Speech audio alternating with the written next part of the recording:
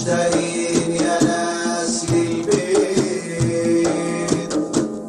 لنجع الحبايب لبلاد النخيل والغيط عيون اللي غايب بالحب الكبير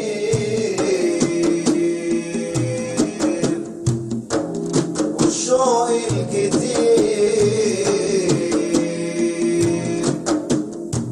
مشتاقين يا ناس لبلاد الدهب مشتاقين يا ناس لبلاد الدهب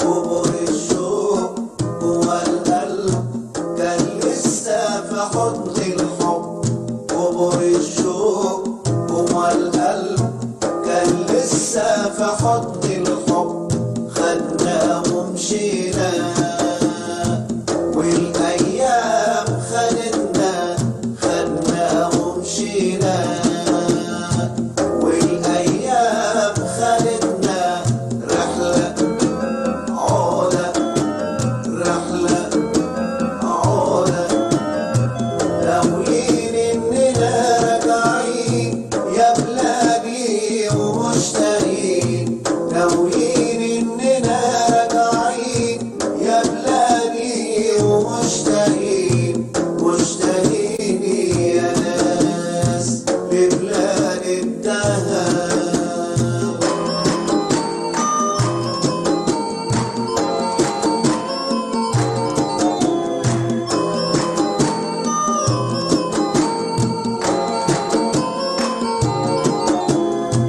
نادرين لما نرجع تاني لبلاد الجمال رباني نادرين لما نرجع تاني لبلاد الجمال رباني جوا البيت حنزرع نخلة تطرح خير وتعمل ضلة جوا البيت حنزرع نخلة تطرح خير وتعمل ضلة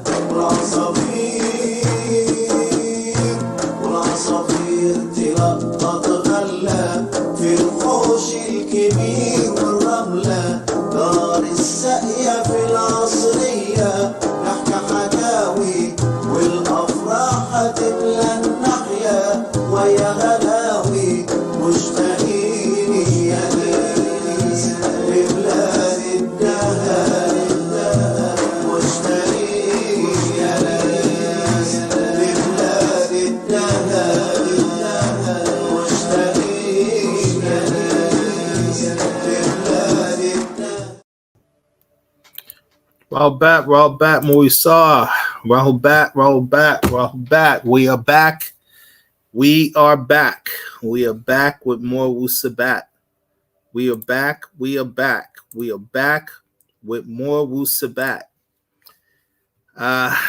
Blessings.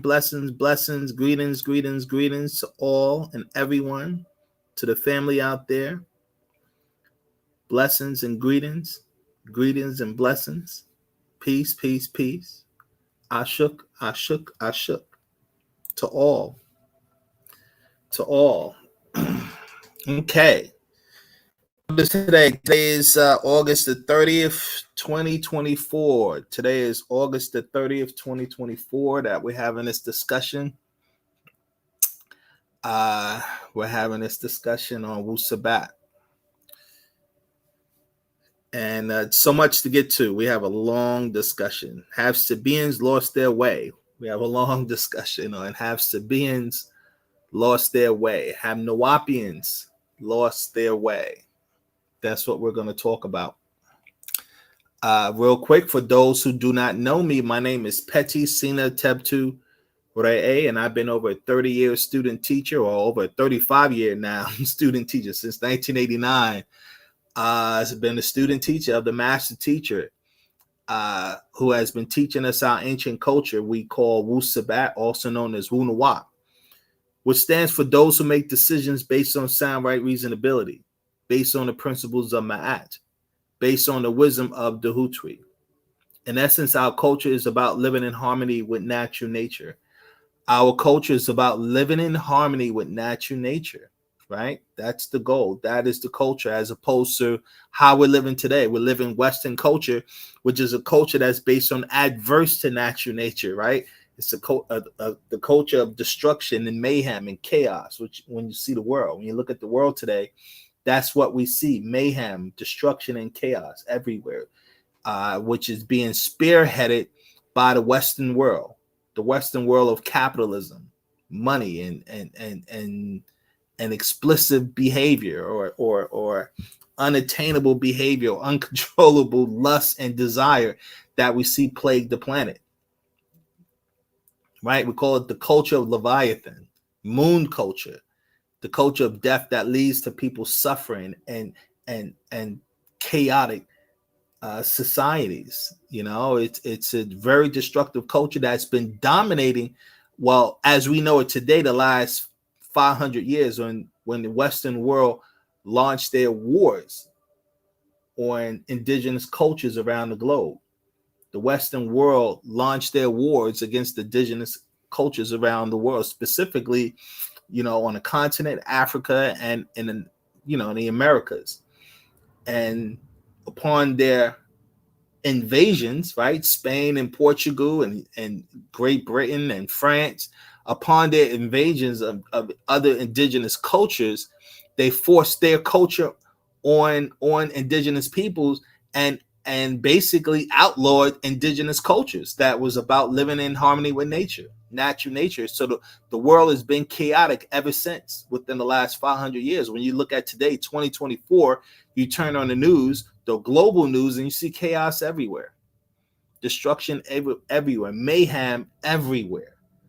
Prior to 500 years ago, the world was not in this condition that you see it in today. It's in that condition because we've gotten away from our original way of living in harmony with nature.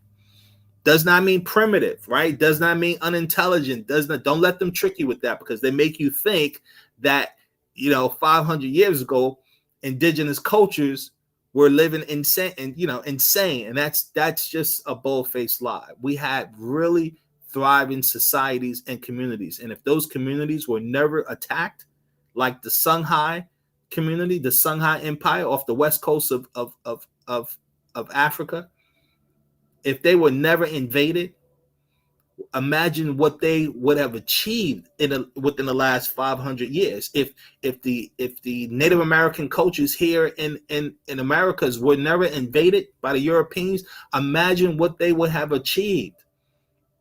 Keep in mind, we were building pyramids.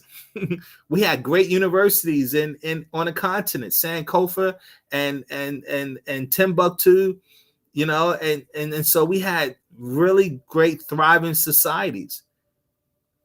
There was no massive poverty running around. There was no massive degradation of the people, or disrespecting of the female, and disrespect of the children, and just the chaos we see everywhere. The old folks home. We didn't put our elders in old folks home to let them wither away and die. This is what we're seeing in Western culture today. We were harmonious with nature. What was it perfect? No. But was it compared to what we're doing today? Heck no. How we're living today is insane compared to how we were living 500 years ago. And like I said, if those societies were never invaded, imagine where we would be at today. Just imagine that. So as Sabaeans, this is what we're supposed to be striving for. This is what we're supposed to be working towards, to reestablish ourselves as a harmonious community and a harmonious society. So have Sabaeans lost their way? Are we moving towards this goal of being in harmony as a people, as community? Because we lived of, for, and by each other back then. Are we moving towards that, or are we moving away from that? Because when the master teacher, Dr. Malachi Z.K. York, Panabab Yananan, when he came to teach, this is what he came to reestablish as the Mujaddid, the reformer, one who came to reform our ancient cultural ways, to get us back to being in harmony with nature, to get us back to doing things that are natural, right? As opposed to all of the unnatural things that we're doing. This was the goal. This is the objective. Have Sabaeans lost their way? Since the master had been gone for the last 22 years, have Sabaeans lost their way? Have we been progressing or regressing? Have we been stagnant or have we been developing? Have we lost our way?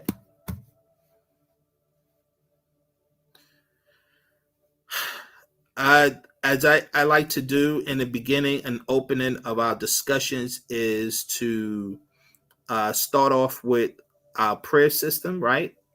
We've always talked about doing prayers. It's about communicating to our ancestors, asking for guidance and assistance of our ancestors, our great grandmothers, our grandfathers, right? This is what we've done always. Called on our ancestors, familiar spirits, family spirits, family members that we knew, that we know we come from. You know you have a great grandfather. You know you have a great grandmother because you have a mother, and your mother had a mother, and her mother had a mother. So you know they existed, right? So our prayer system is about calling on our ancestors, going all the way back to who've been classified as deities, godlike beings, the Nathar. That's what we call on for assistance and guidance, not unfamiliar spirits that we've been taught through religious dogma. So we start with our prayer system. Bade kalal namasa wufakor amaka samun shalal pa'ut. That translate as what I just said. Let me show it to you. Begin all prayer and thinking as a part of all. Bade kalal namasa wufakor amaka samun shalal pa'ut. Begin all prayer and thinking as a part of all, as a part of the collective force of existence. You always have to learn to tap yourself back into the creative force. Once you begin to realize that you can become in harmony with this creation energy, then there's nothing you would not be able to achieve. This is why we do our affirmations. So I say again, Bade Kalal, Namasat, Wufakor, Amah, Kasamun, Shalal, Pa'ut.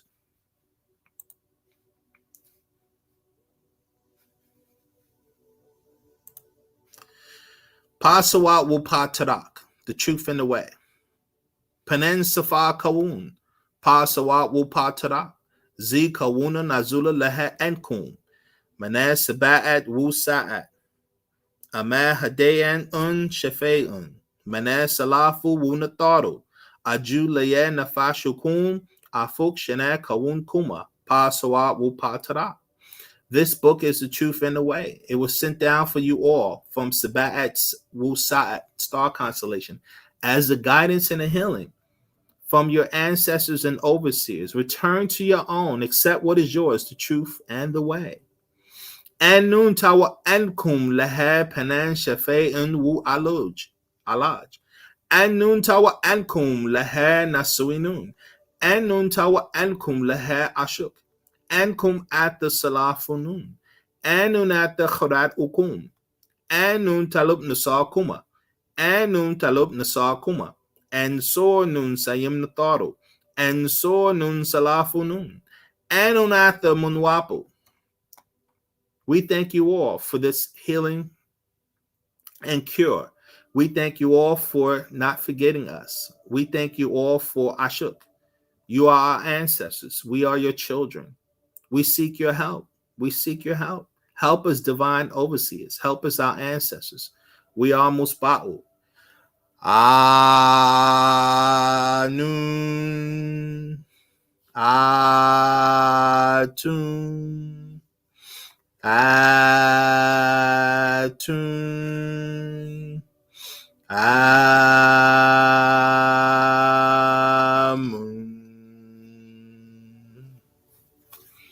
right. Nafir. Okay. So again, today we're talking about, have Sabaeans lost their way? Have Sabaeans lost their way? I think to make sense of that, we always talk about the core principles of Wu-Sabat, right? The core principles of Wu-Nawab. So if we're saying, have they lost their way, that means, are we adhering to our core principles? Are we adhering to our goals and objectives? And we always talk about these core principles. We did a discussion on it. So check that lecture out where I did a detailed discussion on the core principles of Wu-Sabat. Is extremely important. How can you call yourself a Sabaean or a Nawapian? You don't adhere to our core principles. Principle number one is Ashak, right? Which is divine love. Principle number two is resurrection. The goal of all Sabaeans is resurrection, learning to open your third eye. Principle number three is adhere to the wisdom of the Hutri and the principles of Ma'at. Principle number four is relationships, to live up for and by each other as our ancestors always done, to get away from the capitalism and all these isms, communism, socialism, Marxism, Leninism, all the isms that our people are living today, right? We got to get back to how we live community-wise as a community, a tribal society, right? The principle number five is morphic resonance and matrix. That's tapping into the energies of existence in nature. Your ultimate goal is become one with nature again. You learn that by understanding the morphic fields all around you. Principle number six is Leviathan. That's what we're at war with. Leviathan is moon culture, is the death culture. It's what created religion. It's the culture that Western society is based on. Principle number four is soul and spirit, understanding the principles of soul and spirit. Your soul is your emotional force. Your spirit is your life force. Principle number 8 is health. What do you have if you don't have your health? What do you have if you don't have your health? Would anything matter to you if you don't have your health? What's more important than your health? The first key to health is a positive mind. As melon-dominated people, you need a lot of sunlight. Our people don't know that. They're trying to hide from the sun. Talking about, I don't want to get dark. Where they get that from? I don't want to get dark. That's the brainwashing of white supremacy, making our people that think that being darker is something bad. Sad, but that's how we think. And we're going to continue to think like that until we can control the education of our people. You need sunlight, family, water. The body is 75% water. Your body must have water for health. Fasting, you must fast at least once or twice a week. We're gaining all this excessive weight among our people, this obesity, because we're constantly eating every single day. You don't even give your body a break. The herbal diet that Dr. Sabi talked about. Exercising. Your body, you have to exercise, family, if you want to maintain health. There's no debating that. Learning rhythmic breathing. Rhythmic breathing. The master teacher brought out the breath book. This is a new edition of the breath book that came out within the last 5-6 years ago. The original one, the master put out in the 90s. The science of breath. That's a science to that. The breath book. Y'all see it. You know, meditation, concentration, prayer, and chanting. All of these are key to health. The prayer systems to put your mind right. Chanting raises your vibration of the body. Concentration. Our people don't know how to focus on anything. That's why they say what's the attention span of the average adult? That's why YouTube videos, the most watched videos is 5 minutes, 6 minutes. That's why you see people make videos like that, because they're catering to people who have a very low attention span. They don't know how to concentrate on anything. If you notice, our lectures are 2 hour plus long, because if in order to really comprehend Wu-Sabat, as you see, as much information we teach, we can't have no 5-minute videos and think it's going to be edifying for you. There's so much to break down, of so much we don't know. So many things we forgot about ourselves. And principle number 9 is understanding Pa'ut, create what we call a creative force, existence itself. You know, these are the core principles. The goals of a Sabaean is to raise yourself. That's your ultimate goal. Get yourself right. Raise yourself. Goal number 2 is fight Leviathan. As you're getting yourself right, we're at war with Leviathan. And the biggest part of that war is freeing the master teacher, right? And goal number 3 is the work to build Sabat. We have to get our own communities back. We have to build our own communities. These are our goals. These are our principles as Sabaeans, as Nawapians. Everyone should know these things. Everyone should know these things. Ashuk is the key to accomplish all our goals. What does it mean to be a Sabaean? Someone who's thoughtful and cares. Someone who is helpful and honest. Someone who is responsible and hardworking. Someone who demands justice. Someone who is righteous and honorable. Someone who is excited and cheerful. Someone who is loving and peaceful. Someone who is kind and considerate. And someone who is neat, clean, and orderly. This is what it means to be a Sabaean. And I'll just end with this. Know that we are not preachers, but teachers who are dedicated to answering questions until there's a meeting of the minds between teacher and student, who then can work in unity, which is the only solution to our problems. This is the ultimate goal. We're not going to get anywhere until we create this unity. You can't create unity unless our minds are aligned, unless we see things the same. We have to look at things the same. And then that's what creates the desire to want to work together. Everyone who plays in the NBA because they desire to play basketball. So they work together because they have the same goal. Everyone who's in the NFL desire to play football, so they all come together. They do the same thing because they have the same goal. If you go work for McDonald's, everyone's doing the same thing to make that system work. They have the same goals. Well, that's the same thing for a Nawapian. We all have to agree on our goals and objectives. That's what creates a unity. The reason why we don't see the unity we should see, because one, people either don't agree or they don't comprehend what we're talking about.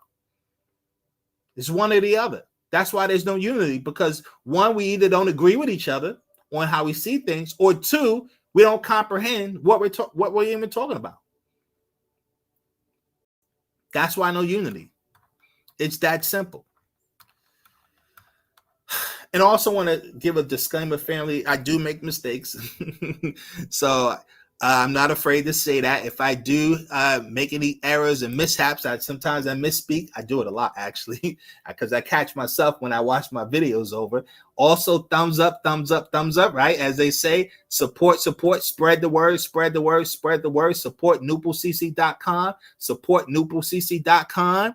I tell you, family, all the time, I don't monetize my channel. The way you all can support and give back to all of the time we put into doing these lectures, all the information I've been given over the past, how many years now I've been doing this, is support this project of nupulcc.com.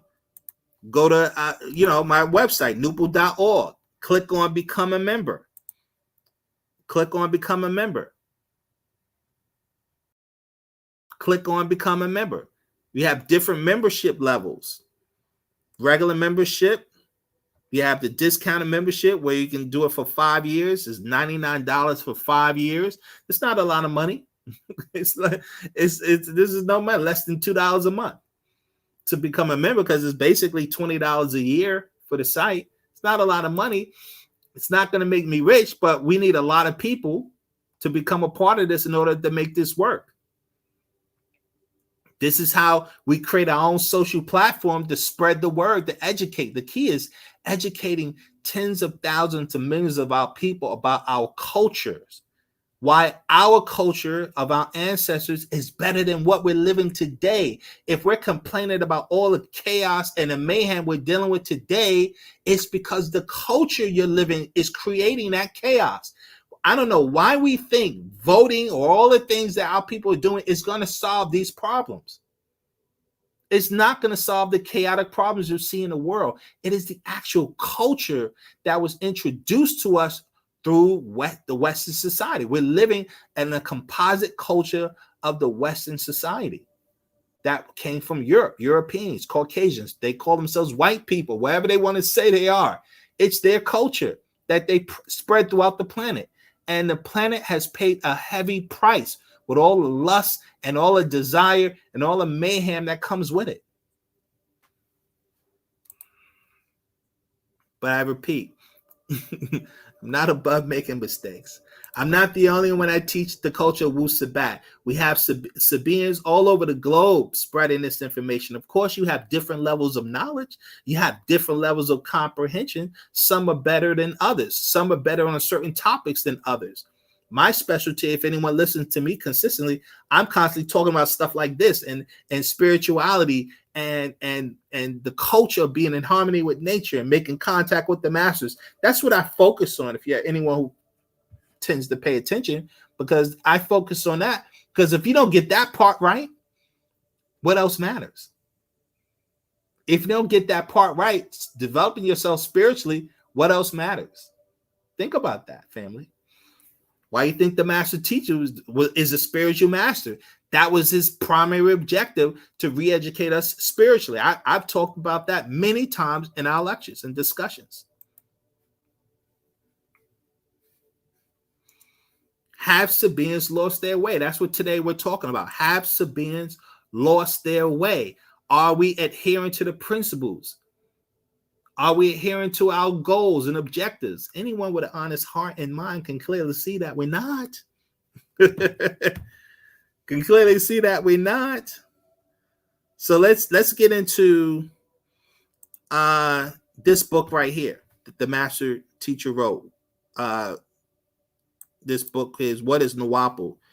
I think that's the name of this book. It's page 12. Hold on, let me see what's the name. Yeah, what is Right Knowledge Scroll? What is Nuwaupu? Right, this is an updated edition that came out back in 2001, I believe. And what is Nuwaupu, right? What does it mean to be a Nuwaupian? We talked about that in the intro, and I'm going to go a little bit further into it. I'm going to read what it says in this book, and this is on starting at page 9, okay, in the book called What is Nuwaupu? Question: what is Nuwaupu? Answer: Nuwaupu is the science of sound right reasoning, and its followers are the sons and daughters of sound right reasoning. Belief is ignorance. Belief is to ignore the facts intentionally or ignorantly. Also, Nuwaupu is right knowledge, right wisdom, and a right understanding. If one has to believe, it means he or she does not know.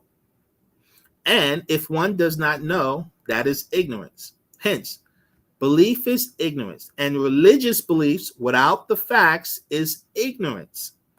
So demand that anyone attempting to impose upon you their religious beliefs to produce the facts. If you attempt to convert me to the Mohammedan faith, I, for one, or I, for my own soul's sake, have to see, read, and touch the original Quran. A Mohammedan will say that they have the oldest Quran. However, oldest doesn't mean original.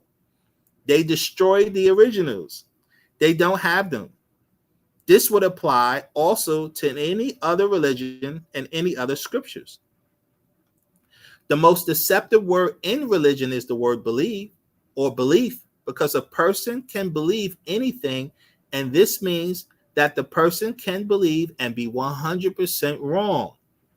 But knowledge is knowing, and knowledge is correct information.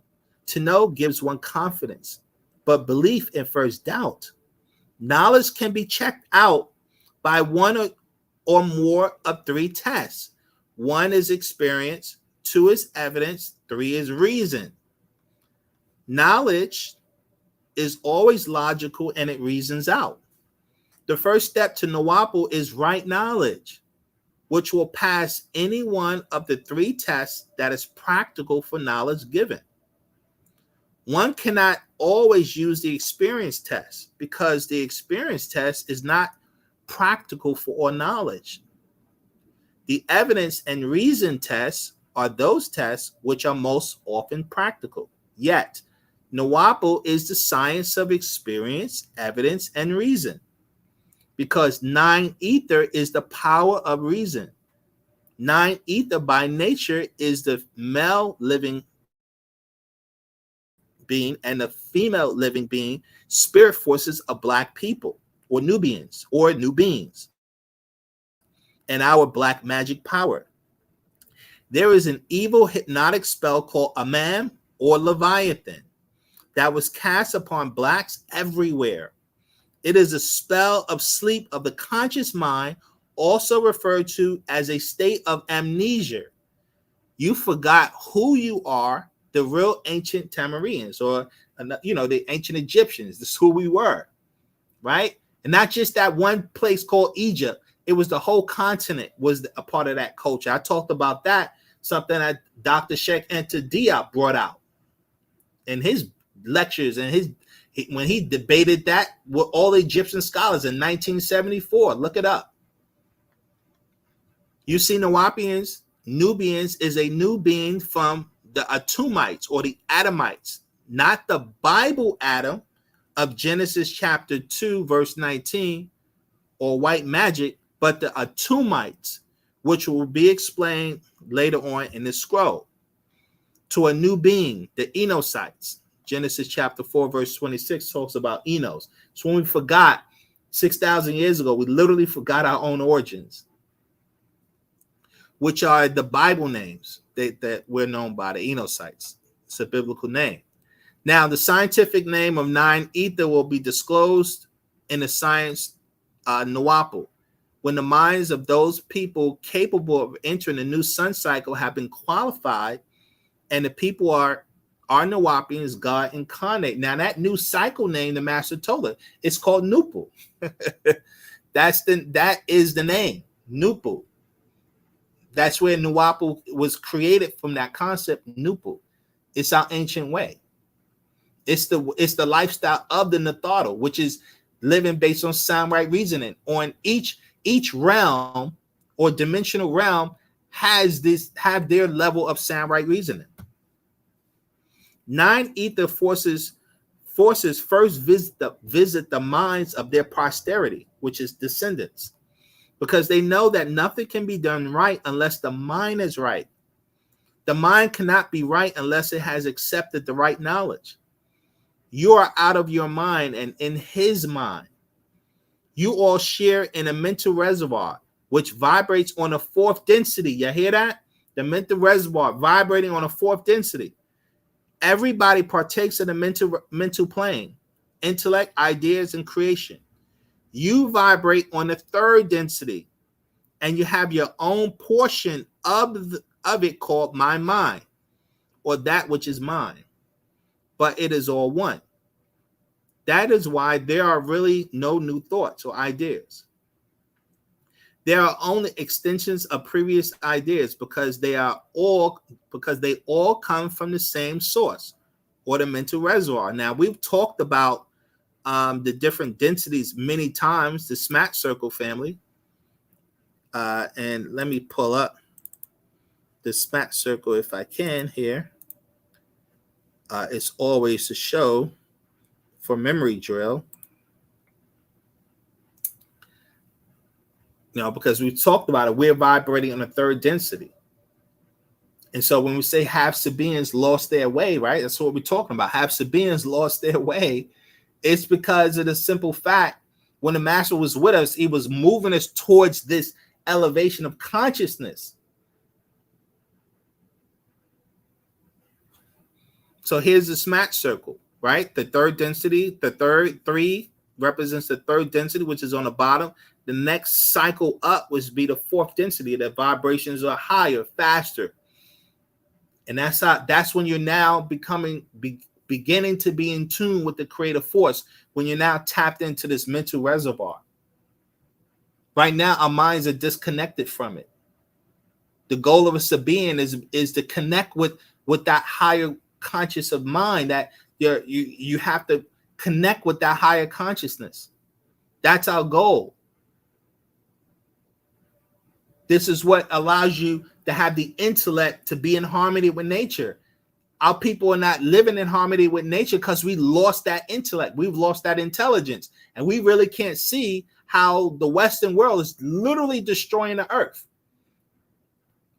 We're all participating in that, and we're participating in our own self-destruction. Look at us. And Sabaeans are the ones who are as far as I know, we're the only Black organization that's pushing these concepts of educating our people. We have to get back to being in harmony with natural nature, and this is how we do it. That's not to say you don't have Black people around the globe, talking about nature, because you do. We have more and more of our people acknowledging we have to go back to natural living. But as an organization, as a society, as a community that define our culture, we're the only ones that have actually broke it down to in every detail how we live and how we should live culturally. No one has done that to this day. This is one of the gifts that the master teacher has given to us, a detailed cultural map, so that we have something to replace how we're living today. Because there's one thing complaining about how we're living, but the question is, what are you gonna replace it with? That's what these discussions I've been doing, over these years, explaining to our people what we should be doing versus what we should not be doing. So, question is, have Sabaeans lost their way? Are we moving towards being true Sabaeans, living in harmony with nature, or are we moving away from that? Are we moving towards having sound reasoning in our decisions, using our non-mind, or are we moving away from that? You be the judge. You be the judge. So the next thing I want to go over is another book talking about the spell that we're dealing with, the spell of Leviathan, right? This book is breaking the spell that the master teacher wrote, right? Page, what's that? Page 22. This is breaking the spell on the Blacks, right? So again, this is another scroll the master teacher put out back in 2001. It came out 2001, I believe. He's going into the spell. And he said this spell, this adverse spell, we're on page 19. He said the adverse spell is also in the atmosphere itself, because Imam, or Leviathan, which is broken down as Levi, which means law in the Bible, and Athan means sin, ancient word for sin, emanates it. Imam is the ghost spell or gospel, right? We talked about many times. The ghost spirit forces that our people are calling on, the Holy Ghost. Those are the forces of the dead. Because we've lost our reasonability, we can't figure that out. All of the millions of our people in church can't figure that out, that they're calling on dead spirit forces, ghost spirit forces that feed off of bloodshed. They can't figure it out, family. The ghost spell of spiritual ignorance and racial blindness, right? Our people are ignorant about spirituality. We lost all our spiritual knowledge, right? They just call on spirit force and they don't know who they're calling on. They have no understanding of spirit forces anymore. Why? Because your third eye is closed, so you can't even see them. The only people that see spirits today are certain psychics who are able to see into those realms, and they see these ghost forces. They talk about, I see ghosts. All our ancestors all had those abilities. All of our ancestors had those abilities prior to 6,000 years ago. Now look at us. Damn near none of us have those abilities no more. This is what the culture of Wu-Sabat is here to teach. The master teacher came to teach us how to learn to see these things. Because as long as you can't see these forces, you can't see how you're being possessed or anyone in your family and friends are being possessed. And you're wondering why we can't get along. Because these spirits, they operate off of conflict. I told you about that movie that Denzel Washington starred in called Fallen, where the spirit gets in you, makes you commit murder, leaves you, moves into someone else. Watch that movie, family, called Fallen, starring Denzel Washington. It's a good movie on showing you about how these spirits operate. Also, another movie called Odd Thomas. Odd, O-D-D Thomas. Same thing. Spirit forces moving through humans, influencing your behavior. This is real. This is not fiction. This is real. Do your homework on it. So let's go back. The ghost spell or gospel of spiritual ignorance and racial blindness, right? That's why we don't unite as a race. We've been divided for 6,000 years as a people, fight all the way back to ancient Egypt. Ancient Egypt and Nubia were at war with each other. Ancient Kush and Egypt fought wars. That's that black on black issue that comes from the spell. And the only way this opium-like hypnotic spell can be broken is by the right knowledge, the right wisdom, and the right understanding, right? Once you get your right knowledge about spirits again, you can't be tricked by them or influenced by them. So you get your right understanding of yourself and your kind and knowledge of others.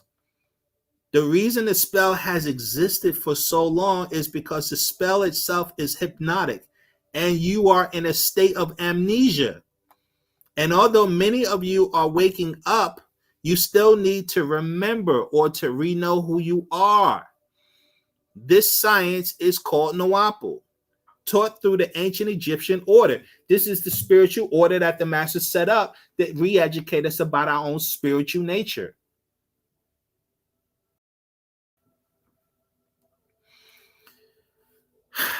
The ancient Egyptian order only works with nature, right? We're in a new sun cycle.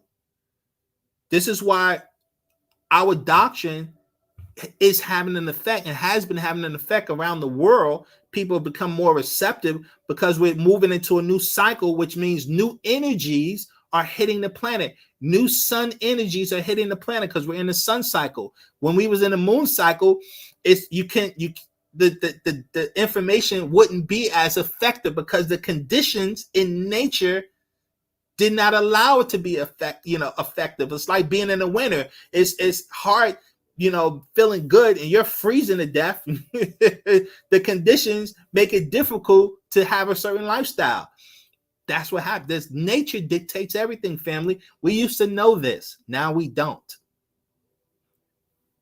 So again, the ancient Egyptian order only works with nature and its atmosphere of the new sun cycle, the revolutionary cycle after the year 2000, which was marked by the electrical storms on the sun that created bad weather patterns, deformed animals and humans, hailstorms, changing weather patterns, landslides, droughts, sinkholes, buildings and other structures collapsing, and war all over the world.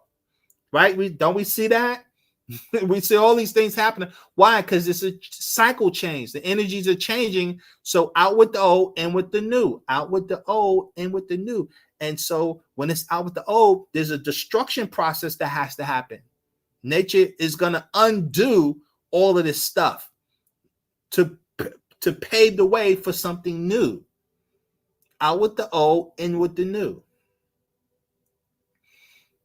Nature sets the standard. That's why the master teacher said, I'm not just the mujahid, right? I'm not just one who came here to reform you on how to live your culture, but I also came to warn you that you're in a cycle change. And when there's a cycle change, there's a destruction that comes with that cycle change. And if you don't want to be a part of that destruction, then you have to reform your ways and get away from the culture that's keeping you ignorant to the destruction.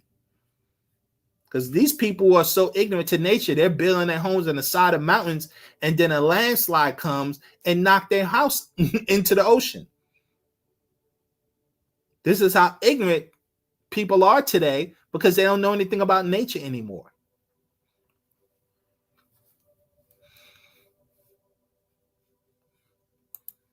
So the question is asked again. Have Sabaeans lost their way since the master teacher has been gone for the last 22 years? Look in the mirror. Ask yourself that question. Have Sabaeans lost their way?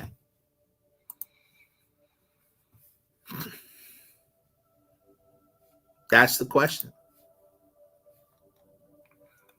Have Sabaeans lost their way?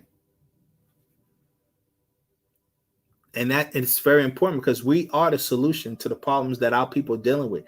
They don't have this right knowledge. They need this right knowledge. And it's your obligation as a Sabaean, if you identify yourself as a Sabaean, if you identify yourself as a Nawapian, you're obligated to share this knowledge with our people because they don't know. They're totally seduced by this society we live in. You're already going to see how many millions of our people line up to vote. And for those who are here in America, they're going to line up to vote. Millions of them, of our people, are going to line up to vote for either Kamala Harris or Donald Trump, right? Come, what is that? November, the first Tuesday in November. That's when election day is. Millions of our people looking for these politicians to help them. How? It's madness. Kamala Harris, I don't have nothing against Kamala Harris. I have a little bit. Donald Trump is a white supremacist, so I don't know how any black person could vote for someone who's kind of like an open white supremacist. But because people like Donald Trump, white people, they don't want to get rid of this. They love this system. Why would you vote for people who want to maintain the status quo, where white people stay on top and you're on the bottom? That's white supremacy. They stay on top, you're on the bottom. You think they're giving up the white Jesus for you? White people ain't giving up no white Jesus. They want you to worship them as God. They want you to worship the white man as God. That's white supremacy. That's what people like Donald Trump and them represent, to maintain the status quo. And our people voting for that. Maybe Kamala is open to a black Jesus. She's probably open to a black God. Donald Trump ain't gonna be open to that. Now, again, I don't support any of them. Now, could you get me to vote? Yeah, you can give me a vote if, like, what Tariq Nasheed and Umar Johnson is telling, what are they offering us? Nothing. Now, would I vote? Yeah, if they were offering something to help black people. Because when you go to black communities, whether it be Atlanta or New York City or Chicago or Detroit or LA, our communities are ran down and we don't control none of the businesses there. They can do that. They can change that where any of the politicians, right, the presidents, they can talk to black business leaders, black people who have money to invest in our communities, to set up business opportunities in our communities so that we can start taking over the economics of our communities, because we live in these places, but we don't control none of the businesses. We have foreigners controlling all of the businesses in black communities all over the United States. That is what has to change. That's how a politician can really help. Think about it, family. That can change the lifestyle of black people all over the nation by any of these politicians, specifically the presidents who really have the power to influence black people with money to invest in black communities, to have us opening up supermarkets and restaurants with healthy food, health clinics, to set up our own schools. It shouldn't just be Umar talking about a school. We should have black people with wealth building schools that give proper education for black children that's not based on white supremacy, because the school system in America is based on white supremacy. It talks about all the great things white people do. George Washington, Abraham Lincoln, King George, Queen Elizabeth, Napoleon, Julius Caesar. That's all our people learn about. When it comes to black people, they learn about Rosa Parks, who had to fight out of slavery. Harriet Tubman had to fight out of slavery. Not Rosa Parks. Rosa Parks with the fighting out of, she had to fight Jim Crow, actually.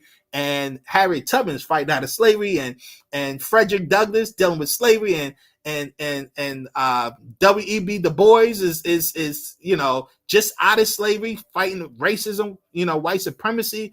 Yeah, every black leader they talk about has dealt with struggle.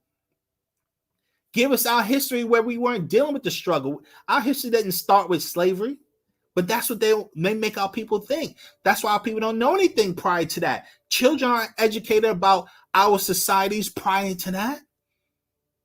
And there's tons of history on what we've done. This goes back to why my whole goal with NupalCC.com.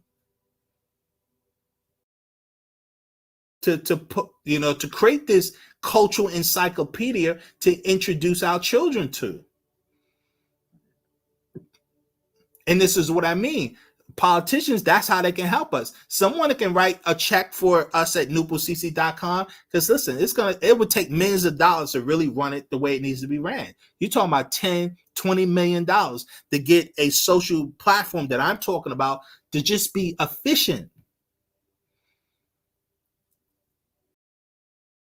Then you need money for marketing and advertising to get it known and publicized throughout the globe, so that people would then have the knowledge and the information to want to become members. And this is how we change our environment. This is how we change our status, by changing the economic conditions where we control the economics in our communities. All the communities in America where Black people are, we do not control the economics. Now, I have not been to Africa yet, but I hear the problem is like that even on a continent where you do have Black people control a lot of businesses, but we still have a lot of foreigners that are coming in and buying up and controlling businesses all throughout the continent, where the masses of people are still struggling and suffering economically. That's unacceptable, family. Politicians supposed to support you. That's why you vote for them. You vote for those who are going to support you. If they're not going to support you, then there's no point voting for someone who's not going to support you. Something that has real change, real substance change within your life, in your community. And only economics can do that. That's what us Sabaeans, that's what we're talking about. We're just not relying on the government to do anything for us. We are going to rely on doing it for ourselves, because they're always going to do things in their best interest. And rather than come with strings attached dealing with them, if we just work together, we can do this on our own. We don't need them. So the question that I go back, have Sabaeans lost their way?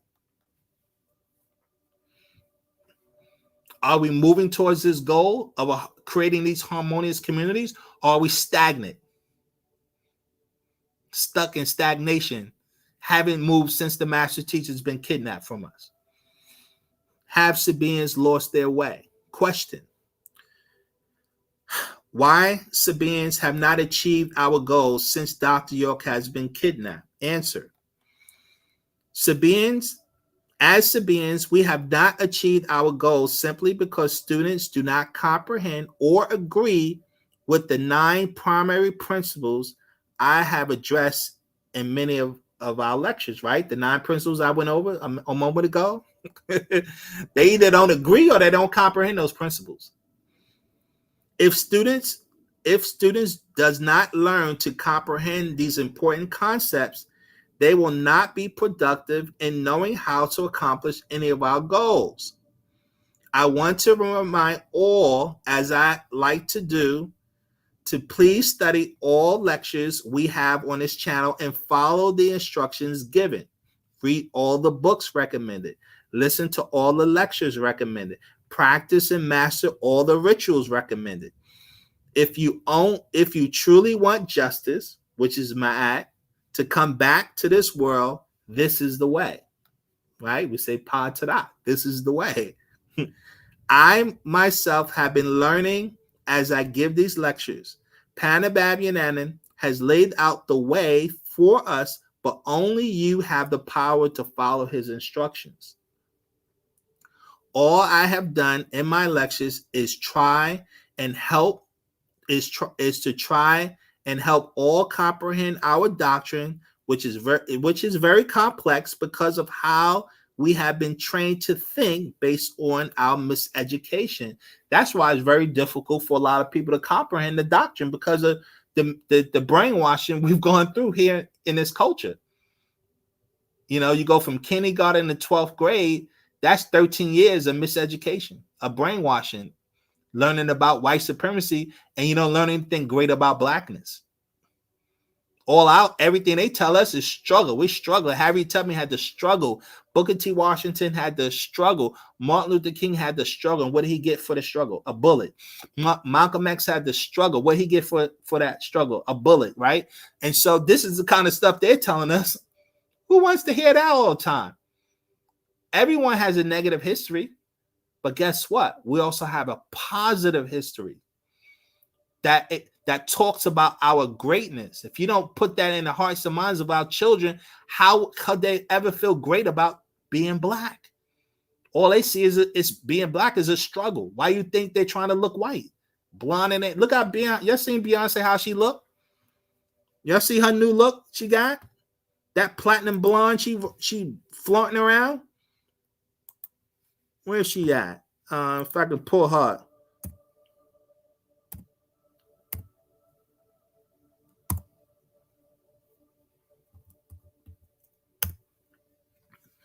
I'm like, look at this. Look at it. And this is a beautiful black woman. But why is she walking around looking like she's a white woman? You know, with this blonde hair. This is the image she's showing. This is what she showed her daughter as beauty. The image of beauty. Beautiful black woman.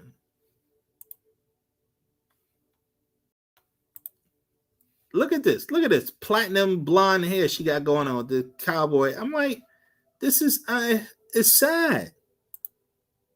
This is not the image a black woman should be showing black children. Look at this. Look at these images. How can her daughters love blackness?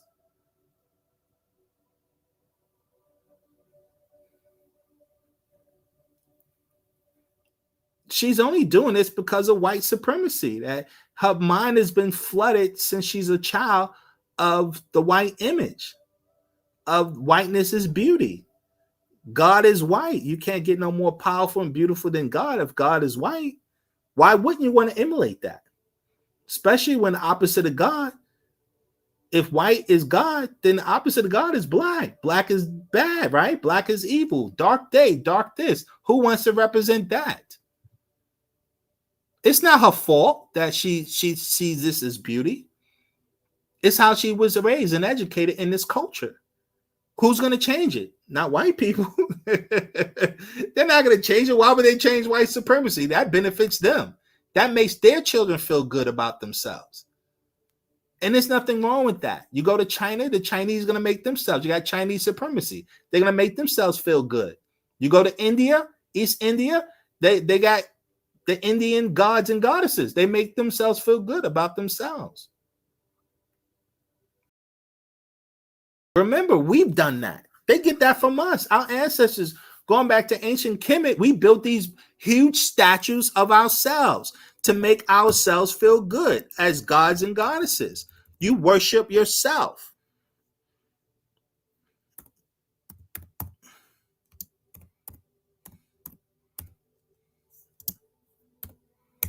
You know, you worship yourself. Amenhotep. These are humongous statues we built. Akhenaten.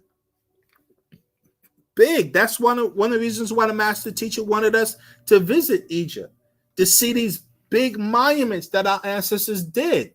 It's to show your greatness. White people ain't doing nothing wrong for themselves. What the problem is us as black people living under that condition that brainwashes us to see them as great and not see yourself as great. White people are not obligated to show black greatness. Black people are obligated to show black greatness. That's our obligation. That's no one else's obligation. White people are obligated for themselves to make themselves feel good. The problem with white people is they practice deception. So they keep promoting equality, you know, diversity. That's deception. They keep us working for them, to keep us slaving in their society, you know, so that we don't figure out, wait a minute, you guys are scamming us. I ain't gonna be equal. You know, it's just not possible. It's not practical. Question. Can you explain the core principles of our doctrine? Answer: yes. These principles, as I have said before, are all laid out in our doctrine, but not put together in a format as I have shown. Right? The way I put out, the way I put it together in our core principles, the master didn't put it like that in the books. I just plucked from the books and then put that stuff together the way you see it, just so you know, right? For those who don't know, I should say. Now, Panabab Yananan has been talking about Leviathan, soul and spirit, the smat circle, Ashuk, Paa Taraq, Ma'at, living of, for, and by each other, from the very beginnings of his teachings. The problem is that these concepts are so far removed from our educational paradigm, right? We're not educated with these things. So it's hard for us to pick up on what these things really mean, family. Panabab Yananan has been introducing us to concepts we never heard before, or concepts that we never knew the African ancestral perspective of. Things our mind could not really make sense of even to this very day. I never heard of Ma'at. I never heard of the word Pa'ut growing up. Who has? We never heard of Ashuk, right? Who has? We never heard of Leviathan unless you read the Bible, but you didn't know what that meant until a master teacher came and explained what this stuff is. Students still don't comprehend Leviathan or Ashuk or Paa Taraq or soul and spirit, even though they have been reading about these things for years. And the proof in this statement is shown by looking at so many ex-students of Dr. York who would have argued at the time they were students that they understand the doctrine of Dr. York. But later, they left him and betrayed him. So the question is, did they really understand? Even though they claim they did. I know many people like that were students for like 2 decades. Teachers, right? Defending Dr. York and our doctrine to the core. Then they leave him and then they start slandering everything he taught. And then when I asked them, like, how did you teach that stuff for 20 years? You know what they tell me? Man, we was brainwashed by Dr. York. We was brainwashed. So that's why I'm saying a lot of so-called students today, they say they get it and they don't. And you know what the real test is? Are they representing these principles? Are they living these principles? Do these principles show forth in their behavior patterns, in their households? That's the real test. What good is to talk about something? You know what they say, talk about it and be about it. If you're going to talk about it, you got to be about it. You're talking about things that you don't represent, you don't live. And I'm here to tell you, a lot of so-called Sabaeans or Nawapians, that's what it is. They're not thinking about fasting. They're not thinking about meditating. They're not thinking about doing the rituals, the things I talk about all the time. Are they homeschooling their children? You know, are they educating them about white supremacy? What Sabaeans are doing this? Are they going at their way to figure out how we create our own community or do something to spread Wu-Sabat to educate the masses on why we should get away from Western culture into our culture, why our culture economically would be better for us as a people? Are they doing that? All the things I talk about in these lectures I've been doing? Who's doing that? Who's breaking these things down, showing us a way rather than complaining? Anybody can complain. You got a lot of Sabaeans, unfortunately, like to complain. But what's the solution? All right, I get the problem. What's the solution? Don't talk about a problem if you can't come up with a solution, because then that's just being negative. If you have no idea of a solution, then all you know is problems, then you're just a negative Nancy. You're just spreading negativity. That's not going to help anyone. Question: what will help students become better students? Answer: Dr. York has taught that you cannot make someone intelligent. Right? If you refer to My Brother the Extraterrestrial, page 130 and 131. You know what? Let's go to it. Let's look at that. Where are we at? Here he is, right here.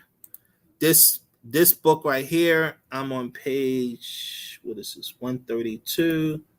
132. This is right here. My brother, the extraterrestrial. Hold on, my computer froze. I don't know why. This is a brand new laptop and it'd be freezing. I don't I don't know why it does that in this program. I use my other computer. I have an older computer, like really, I was like over 10 years old, and it'd be faster than my new laptop. And this laptop is only like, I don't know, 5 months old. Yeah, I bought it in April. You know, brand new, state of the art. Spent a lot of money, like $1,500 for this laptop. Like, this be bugging. But this book here, My Brother, the Extraterrestrial, right? This book came out, I think, in 2013. And this was put out by the master teacher's sister, who was visiting him while he was incarcerated, and they built the book off of the notes from the visit, all the conversations she was having when she was visiting him. And that's pretty much how all the books have been written since the master teacher's been kidnapped. Not to mention, he wrote a lot of things, I think, before they kidnapped him. He had a lot of data. Or he said he wrote a lot of data when they just had kidnapped him, and that's where a lot of the books are coming from, for people who may not know that. But let's go back to this point here. All right, so we're on page 130. Question asks, what of our people who do wish to be liberated to 9 reasons?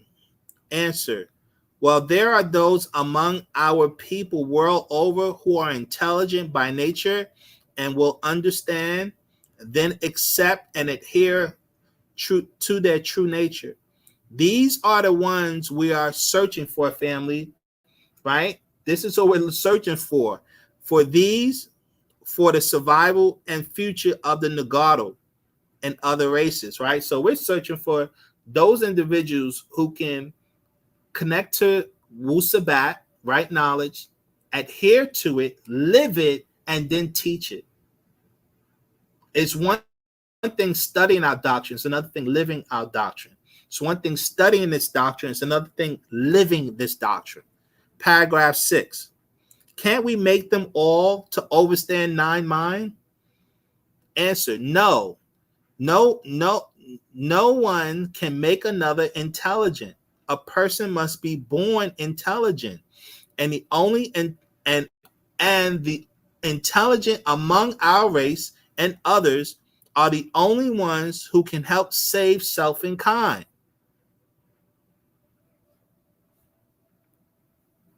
Question, how do we reach or find these who are intelligent by nature? Answer, they will find their way to Wu-Nawap.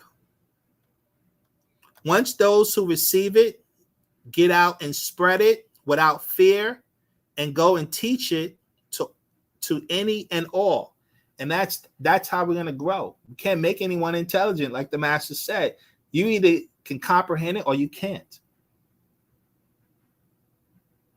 You know, if you really want to comprehend the doctrine, you have to put your effort into really studying. You have to be able to suppress your desire to do things in the Western world. You got to suppress the movies, suppress going out to eat, suppress going to concerts and shows and this trip. You have it doesn't mean you can't have fun. I'm not saying that. But what I am saying is that you also have to make developing the culture of Wu-Nawap a priority in your life. Because most of our people's priority is living Western culture. They're not thinking about living the culture of Wu-Nawap. You have to make Wu-Nawap an equal or more of a priority in your life. It's something that you live every day because you live Western culture every day. So you have to mix it up. You have to make it a priority, especially if you have a family and you have children. Your children are not going to adhere to this if they don't see you adhering to it. They don't see you listening, living it. They're not going to adhere to it. They'll think you're a joke. Okay, so let's go back. So where are we at? So the question was, what will help students become better students? Right answer. Dr. York has taught that you cannot make someone intelligent, right? I, for one, agree with this concept because of my own personal experiences. I have personally raised and educated my own 3 children in the culture of Wu-Sabat. I made sure that I homeschooled all of them. They are all Sabaeans at heart, but not in lifestyle. They, like so many of us, are caught in this whirlpool of making money to live, which is no more than one big distraction from living the culture of Wu-Sabat. Anyone who looks at us students of Wu-Sabat can see that as a tribe, we are not living up to our own cultural standards. This is because of the economic system of capitalism acts as a barrier of living of, for, and by each other, which is a core principle that acts as a counter to Western culture. Working to make money is no more than a distraction to the culture of Wu-Sabat. Our culture is rooted in living in harmony with natural nature, which is in opposition to the capitalistic society that we live in. If students do not take studying our doctrine seriously, there is no way for you to really comprehend the importance of what we are teaching. If you do not comprehend or agree with our doctrine, then the principles will have very little meaning to you, and you would be unable to see the solutions to our problems of fighting Leviathan. All this means is that if you do not learn to comprehend and master our principles, which leads to you wanting to live in harmony with natural nature, then there is no way for us to grow otherwise. And so what I'm saying here, family, is that, like my children, they're caught up, they're all grown now. They're working and making money and stuff like that. And it's a distraction from living a culture of Wu-Sabat. Because think about it. Black people must focus on Black people. I've said this before. Black people all over the globe, we have everything we need. We don't have to be working for white people for money. Why do you work for money? You work for money so that you can use that money to pay for your resources, food, clothing, shelter, right? Entertainment. That's what we use money for. Well, guess what, family? We have all the food, we have all the clothing, we have all the shelter we need on our land. We own a whole continent, Africa.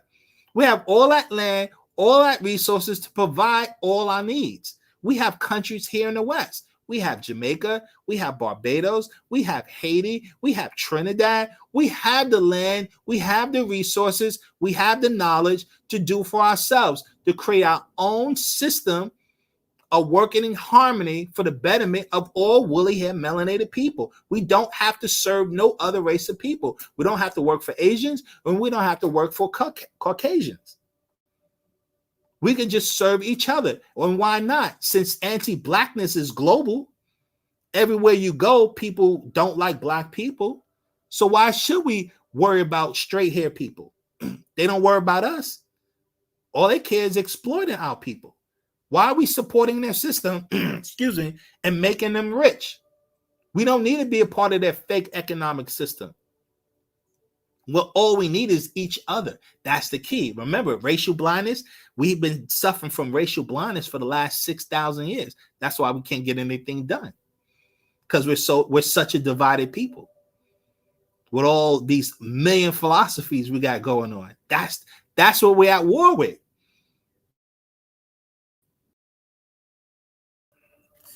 So again, if you refer to My Brother the Extraterrestrial on page 120, the master makes a profound statement here.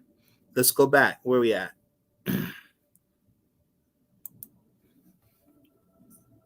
Let's go to page 120.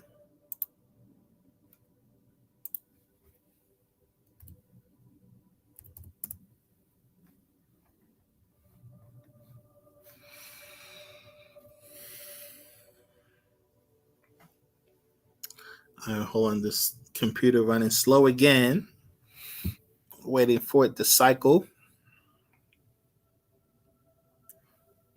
Okay.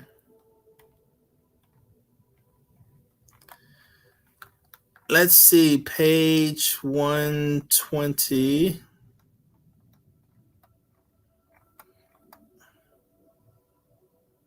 Question. So we have been taught incorrectly for over 6,000 years, right? That was a question. Answer, yes. This is the actual fact. Our family are misoutformed, are in uniform of others, not of our own.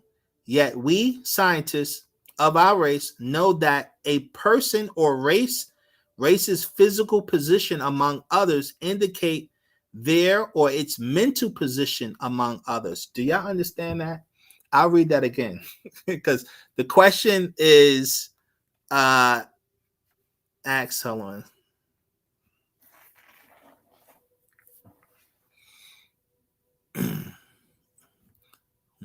I can't use this program.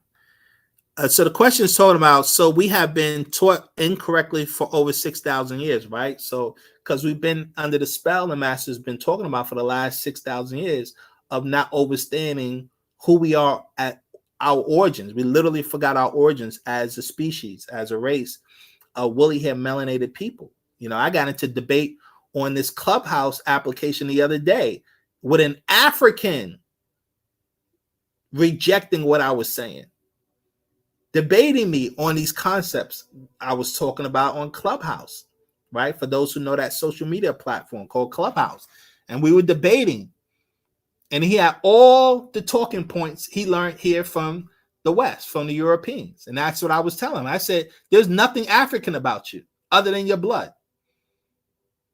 You know, because he was rejecting everything I was saying. Literally everything.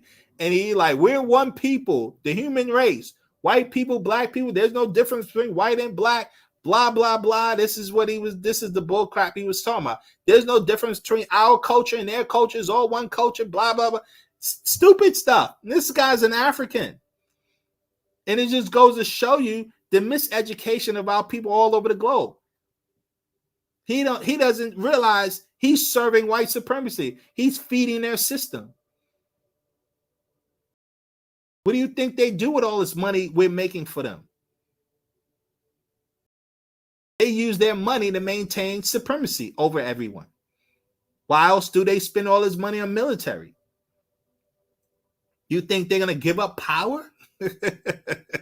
But we've lost our reasonability.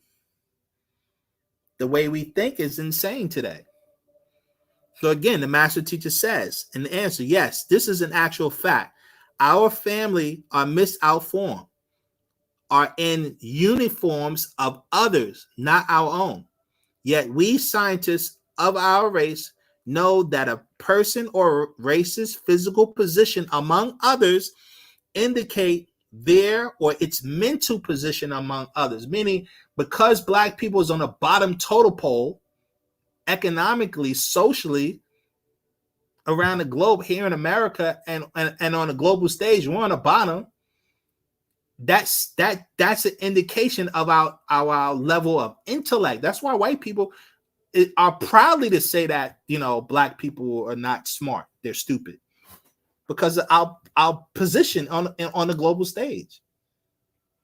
We're on the bottom everywhere you see on the planet, and it has to do with our intelligence. We've lost our right knowledge, our right state of mind. We know we came from greatness. Egypt is proof we came from greatness. They have no idea how we built those darn pyramids, how we set that society up. They have no idea about what the level of knowledge we had. But the question is, we had that knowledge and we lost it. That's why the master said we're under a spell of amnesia. We forgot our own origins. We forgot our own greatness. And when you try to tell Negroes how great they are, they look at you like you're crazy. We ain't great. You got black people talking, we ain't great. We never did nothing. And that's what white people teach, that we was nothing until the white man came and educated us. A disgusting lie. It was just the opposite. We educated them. And that's why people say, well, if you were so great, what happened? It's a circular conversation. It's silliness. These are people who don't want to know the facts. And so what do we say? We can't make someone intelligent.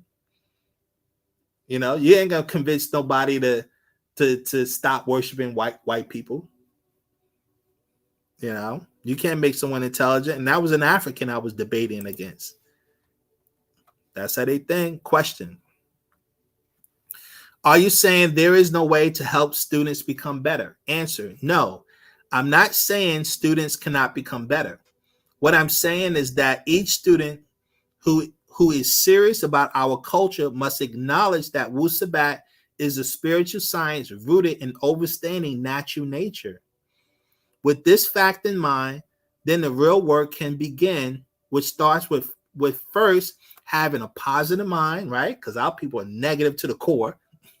So you got to get rid of that negative mind, right? You ain't going to get nothing done unless you conquer that negative mind. And we are negative people today. We look at the bad in everything before we see any good. And we got that from being around these demons. So yeah, conquer the negative mind. You got to do spiritual rituals. If you want to fix yourself, this is for people who want to fix yourself. Because we're talking about have Sabaeans lost their way. Yes. Positive mind. Spiritual rituals. Much sunshine, family. We don't understand the health benefits in that. Conquer your desires. Right? Bind the negative spirit forces within yourself. Meditate every day until you master it. Learn to breathe in the rhythm and feel the ether energy all around and inside yourself. These are the things that's going to fix you. If you want to enhance your intellect, these are the things you have to do to increase your intellect, which means you have to increase the energy flow in your body. You're operating on a low energy frequency. That's why our intellect is low. Every day you must focus on the goal of spiritual development. You must practice rituals every day at least 2 to 3 times a day for at least 30 to 90 days before you see real results. But you must be positive in order to see results. This is important so that you can escape this third density for the fourth density and suffer none of the negative things that plagues all humans on the third density, such as death, no hunger, you overcome hunger, no addictions, no sicknesses, no more fears, no more poverty, no more uncertainty in life, no more self-doubt or confusion on what life is all about, no more rule by negative leadership. These are all of those who are able to tap into the fourth density, all those who are able to resurrect by opening your third eye and connecting with our ancestors. You overcome all of these negative things that we're suffering from here on the planet, including death. The Bible talks about it, receiving what they call your crown of life in Revelation chapter 3. This is how you get your crown of life. By learning these rituals, adhering to it, and taking it seriously. Right? Master put out a meditation scroll. He said it here. I've showed this before.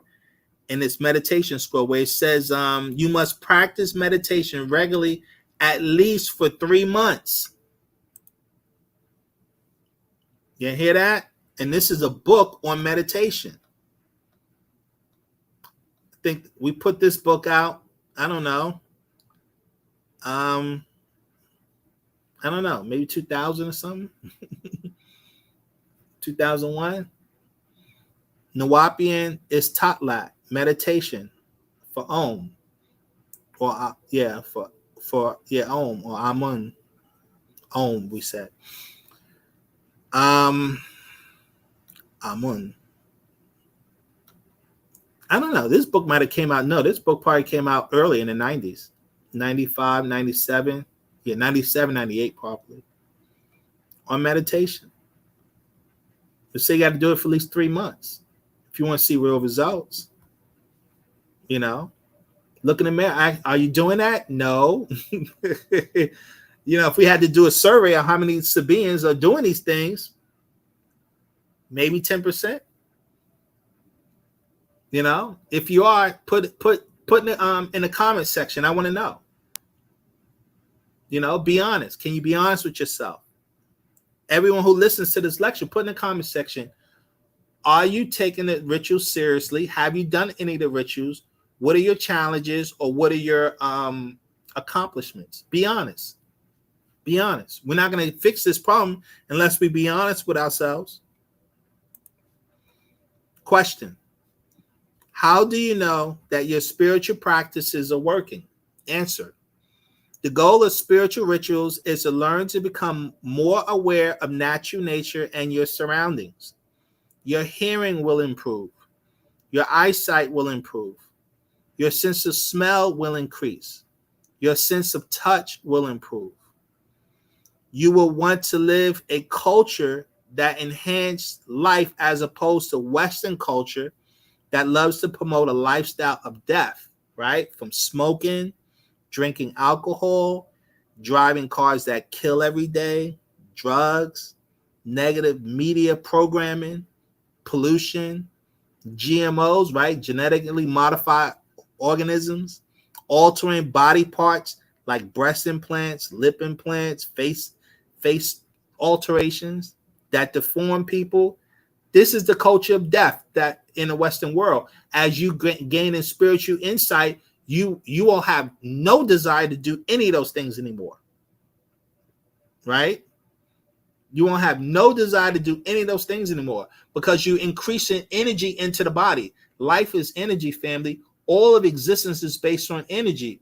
The more energy you have flowing through yourself, the more vibrant and more effective you are. The less energy you have flowing through yourself, the less vibrant, the less effective you are. You see that between old people and young people. Young people are more vibrant, more energy. Older people means they've lost their vitality. They lost their energy. That's how you defeat aging, by sustaining the energy flow within the cells of the body. You can only do that through the rituals. Once your spiritual insight grows, you will start to receive thoughts into your mind, giving you answers to questions you always wondered about. You will be able to sense your own spirit energy and the spirit energy of others and that of nature. Your brain function will increase to a level that makes you fast at doing all things with such clarity of mind or thought that makes you feel somewhat superhuman. The master talks about that in this book, What and Where is How, right? Let's see. Let's go there. What and Where is How? He addresses this. This is the book, What and Where is How, on page 57, just so you can see. I always like, I like you to see the actual book. Page, that's 46. One, What and Where is How. This is a revised version of this book, because I think the first one the master put out in the 70s, but What and Where is How. Hold on, let's see. Computer's slow again. Let's see. We have a lot to cover, family. It's a lot of information. Take your time. Take your time and listening to these lectures. Very important, right? Take your time.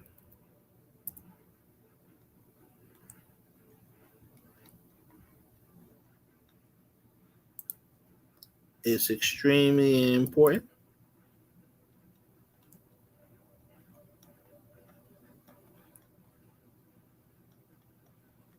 All right, so let's go. I want to get to page 57.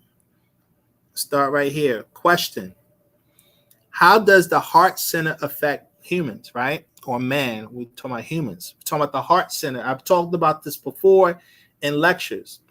So I will always recommend study the lectures. One lecture builds on another lecture that builds on another that builds on another. So if you're watching it for the first time, a lot of the things may not make sense. And on watching our lectures, for the first time, it's the consistency, family, right? Consistency is key. That's what builds your intellect. But we've talked about the heart center, okay? Very important. The heart center is the point between the higher centers and the lower centers, called cardinal points. There is a spiritual light that travels through the 12 occult nerves, which is in the brain family, 12 occult nerves, down the spinal column into the chakras of humans, right? You have chakras or energy centers of humans, for those who don't know. The 12 occult nerves are related to the 12 major pairs of cranial nerves, right? It's in the brain family that pass from under the surface of the brain through the openings on the bones in the cranium, the skull, to reach the organ sensors in humans' bodies. At present, there are normally only a few of these 12 spiritual centers open, right, in your brain that actively affects humans' daily life. As humans progress spiritually, tiny valves leading up to the spinal column open one by one. Do you hear that? So as you're doing the spiritual practices, these energy centers begin to open along your spine. You'll feel it. For those who know anything about spiritual work, you'll notice these energy centers will start to activate in the body, family. Let's keep going. Eventually, the last three pairs of nerves are open. They in turn open the force of the 12 spiritual centers located in your brain.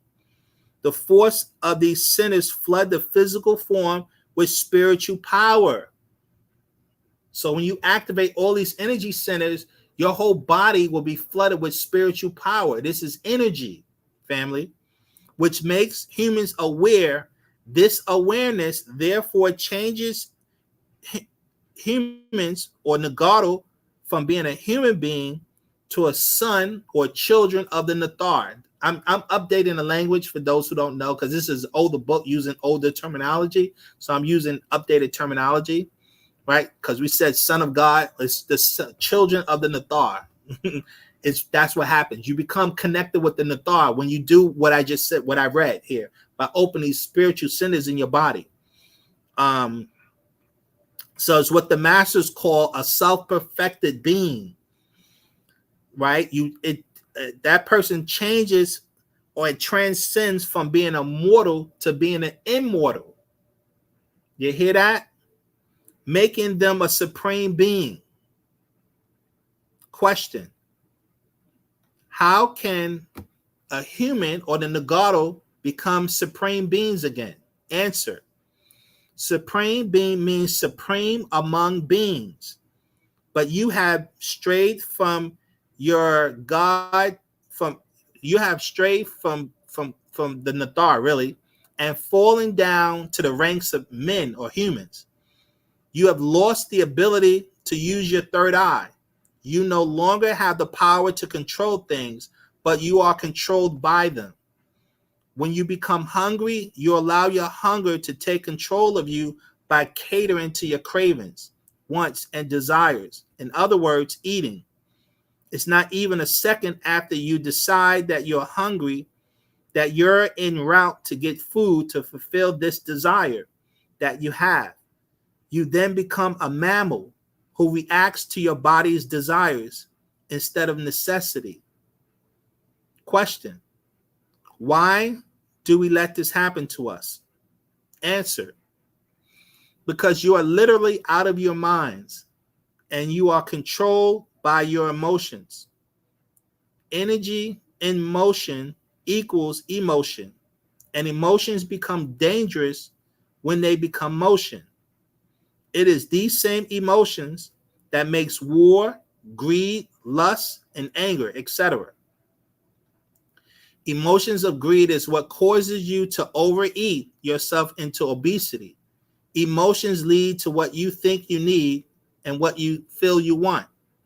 If you let your emotions control you, then they will make you go out of your way to satisfy your pleasures and desires. Emotions link into motion. When you give in to your emotions, you give up a part of your divinity. That means when you are angry, hungry, scared, or depressed about something, you are no longer in control of yourself. thus putting you under the rule of someone else out of your mind. That's spirit being possession. That's who controlling you when we have these emotions, family. You have surrendered your divinity, and this is where gluttony can become a part of your character, which is one of the attributes of the demons and his agents, the devil and his agents, to say. A supreme being, however, is not controlled by these things, because a supreme being lives for the spirit or your soul force and not for the body. A supreme being no longer has to sleep because they feel tired. You're in control of your energy factories, of your wake sleep cycle, family. That's a whole nother discussion to get into for those who have questions. If you have questions, put them in the comment section. We can address it. A supreme being no longer has to eat when his or her stomach growls, because the supreme being is in control of his or her physical desires. The physical desires are not in control of a supreme being. That does not mean that if you have been hungry and at one time or another and you ate, or you let your emotions take control of you at some point in your life or all of your life, that you have surrendered your divinity forever. You can regain it back. And that is what our doctrine is here to teach our people, how to control these emotional desires that are influenced by negative spirit forces. You have to purge those spirit forces, and that's how we overcome those desires. You're supposed to be in harmony with nature. When you are controlled by desire, you can't be in harmony with nature, which then desire makes you imbalanced. Ma'at is about being balanced and in harmony with nature. When you don't have control over yourself, you become imbalanced, and that's why the globe, the planet, is in chaos, because the world don't live based on the principles of Ma'at no more. Injustice is what rules the planet. Exploitation is what rules the planet. Chaos is what rules the planet today. Not order. Ma'at is about order. That's not what's ruling the planet. And that's because the spirit forces of chaos is what's plaguing the planet, infesting humans. These are the actual facts of what's going on. Question: how does living the principles of Wu-Sabat help in your spiritual growth? Answer: all principles of Wu-Sabat are designed to increase your spiritual knowledge and know-how when you adhere to these principles every day. The two most powerful principles to comprehend are Ma'at and the wisdom of the Hutri. Once a student becomes the master of these principles, your third eye opens and you become one with your oversoul. Family, so I refer you to watch the lecture I did on Ma'at, right? I did a lecture on that. We also did a lecture on Dahutri, the wisdom of Dahutri, or Tahuti, some people pronounce it as. But it's Dahutri. The master wrote a book, The Wisdom of Dahutri. The master wrote a book, The Master's Secrets number 29. It's based on Ma'at. Where is that at? Master Secrets number 29. Let's see if I can find it.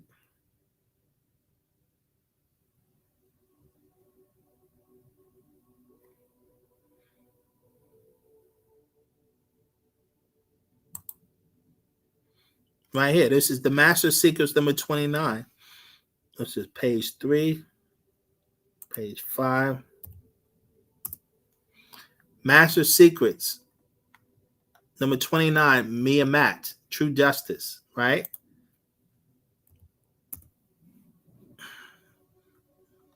Ma'at, True Justice.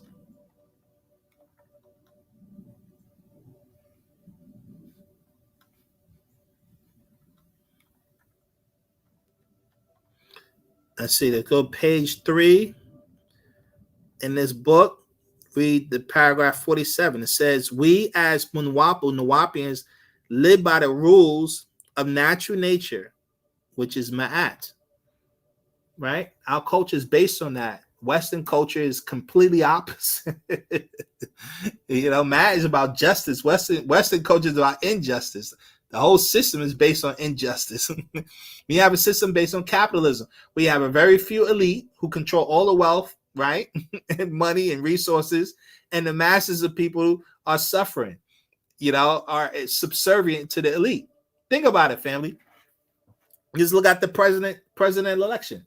They said the election, like Kamala Harris, they're gonna raise like $1 billion to run for president. Donald Trump, like these presidential elections are up in the billions now. The people can't finance that. This is coming from big money. This is coming from people who have a lot of money, who are paying for the election. They're paying for the politician. And if you pay for something, you spending hundreds of millions of dollars or something, you think you're not gonna get your money's worth? Why do you think these politicians do everything to support businesses and corporations and not the people?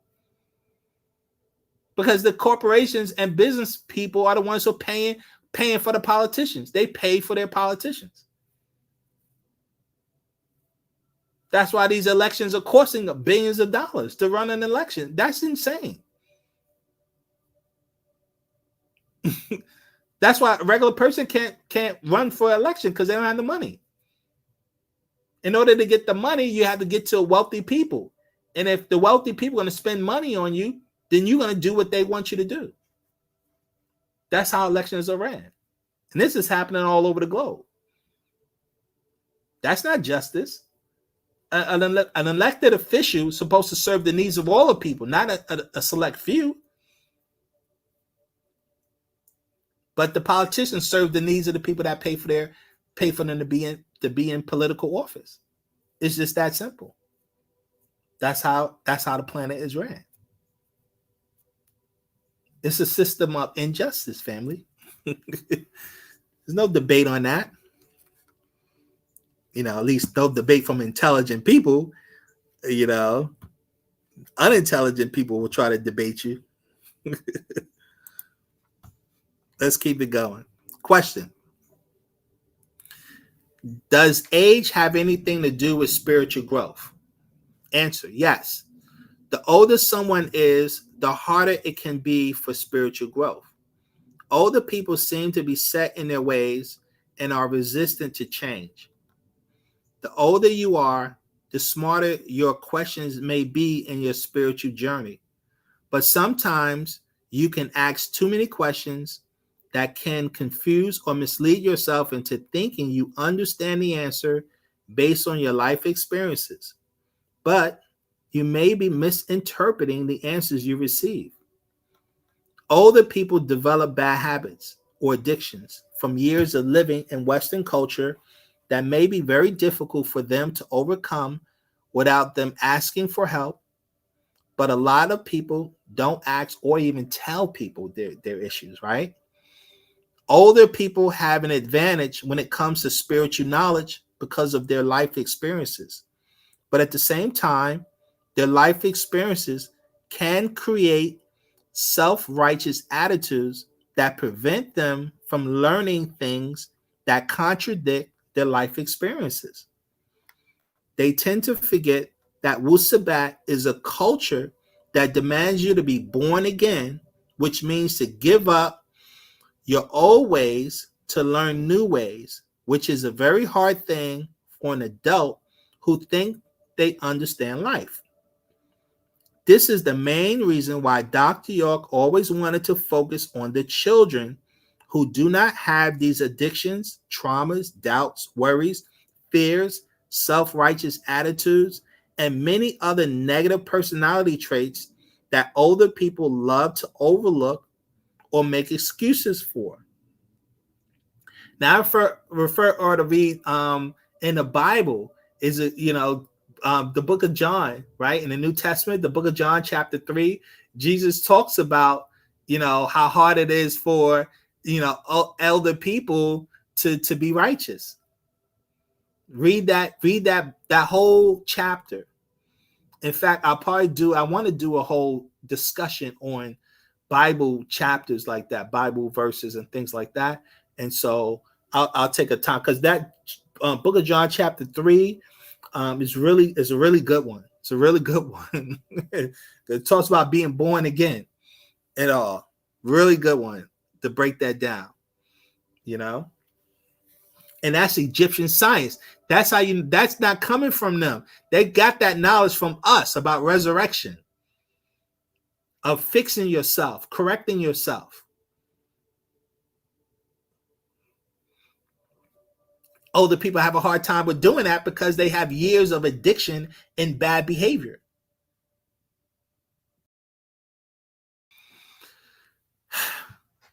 Ask yourself, what have the adults done since Dr. York was taken from us? Did we grow?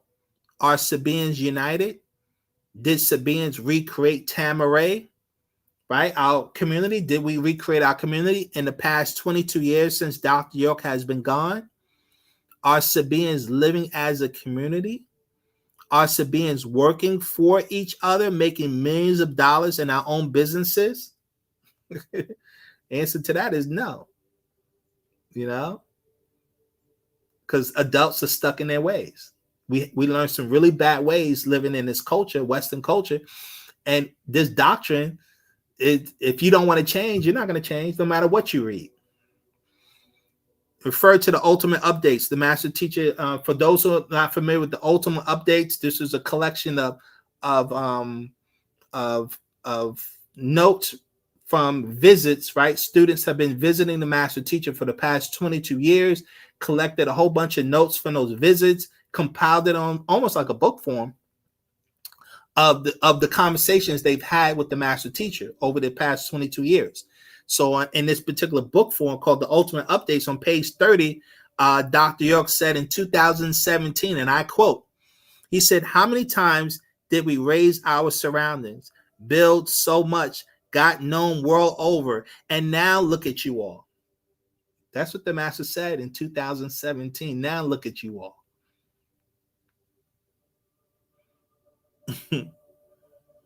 So I ask again, have Sabaeans lost their way?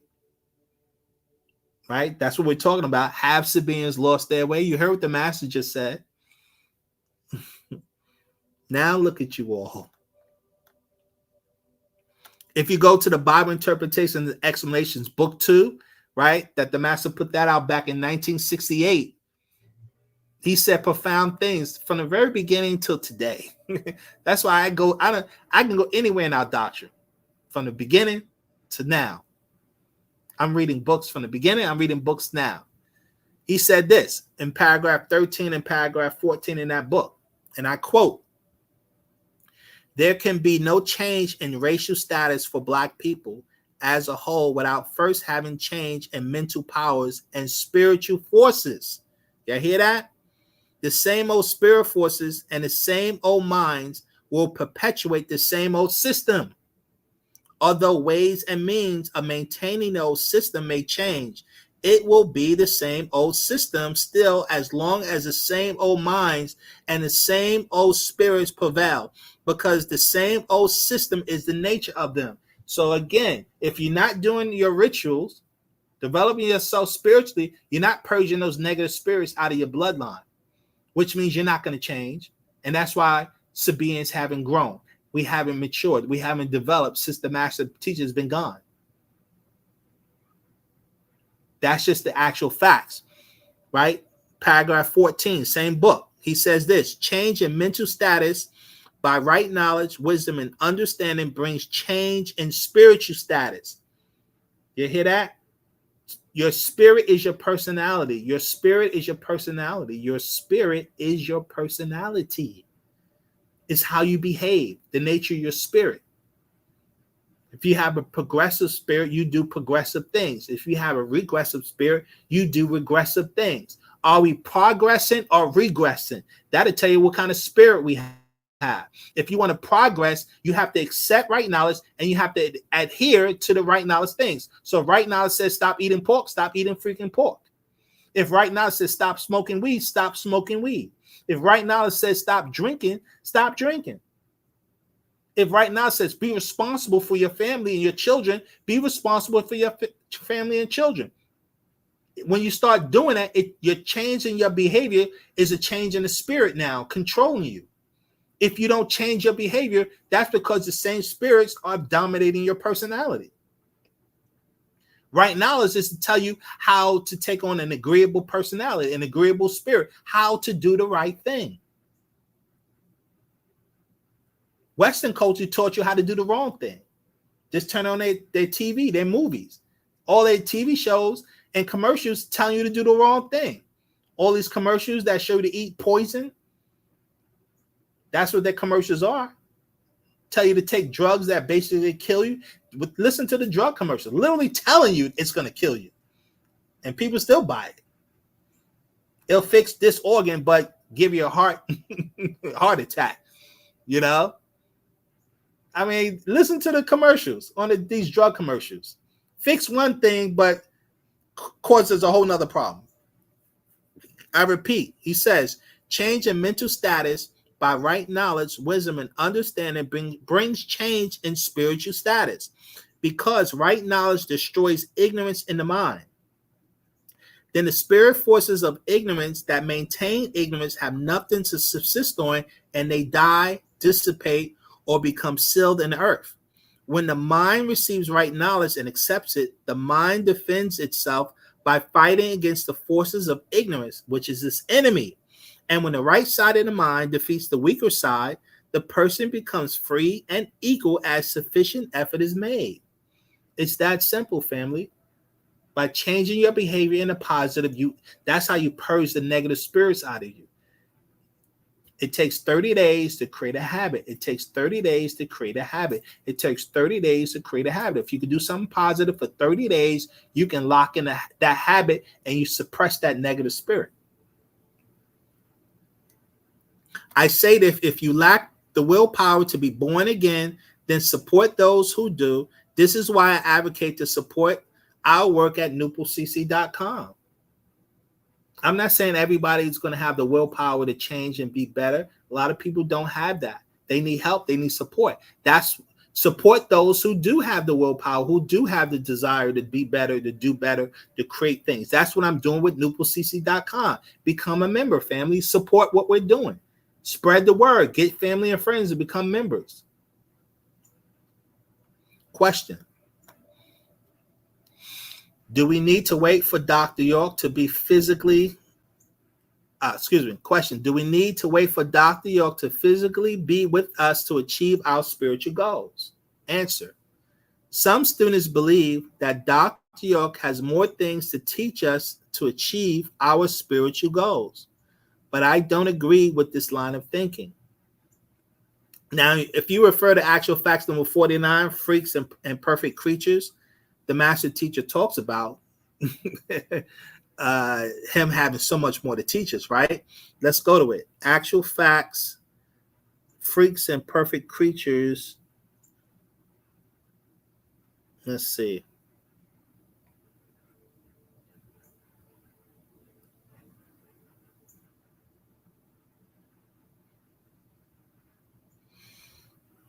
And this program running slow. Here we go. All right, so on page 79, 72, let's go to 1. Right, so this is actual facts. Mumak'u, Wu-Paa Tamim Mukhye, right? Mumak'u, Wu-Paa Tamim Mukhye. That translates as freaks and the perfect creatures. Actual facts number 49. So I'm going to go to 72.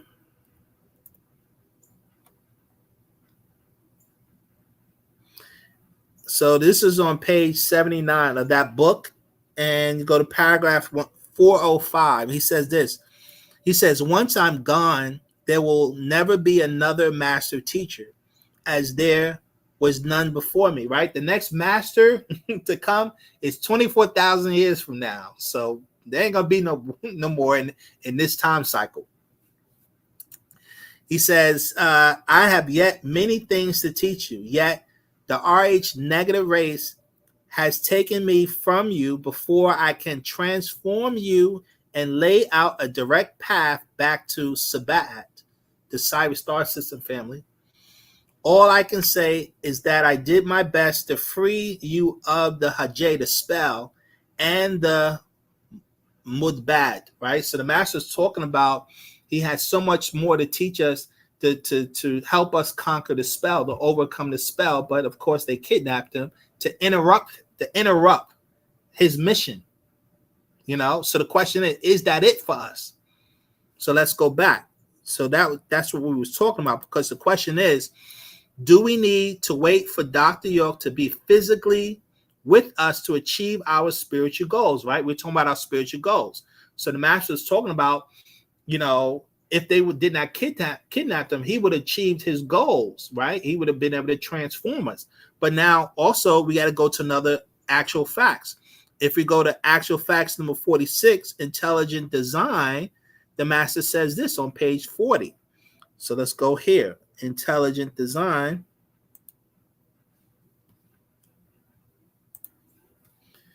Where are we at? 36, 32, 32. Let's see, 32. So this is actual facts number 46, intelligent design, divine design, or plot of aliens. And if we go to page 42, I believe.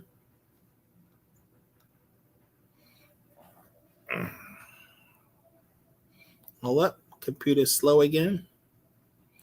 It's not, I don't think it's the computer. I think it's the software I'm using. I got to change the software. I would have better results with a different software. I got to get.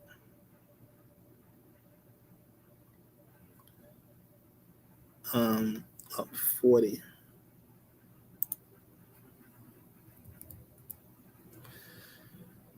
Okay, so we're on page 36. We're going to start at paragraph 209. It says this. So Nawapians are Wu-Nawap.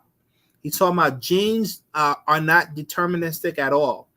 And here's the key. He says, and you can change what you become through the right methods of knowledge.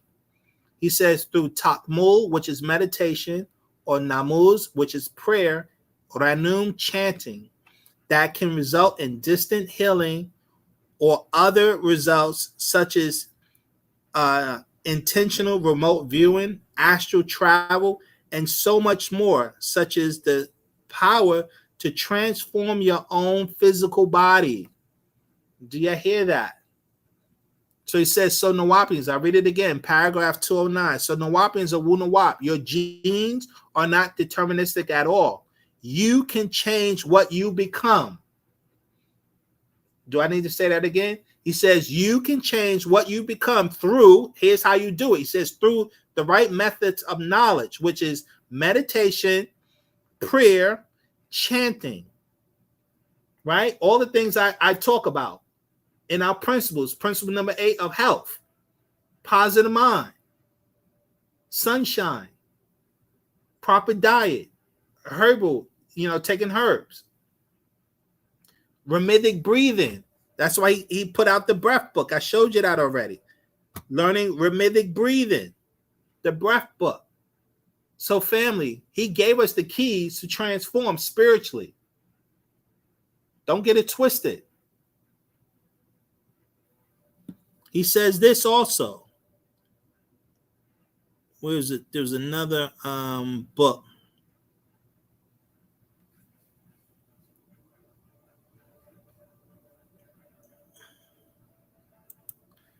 This book right here. Where are we at? 26.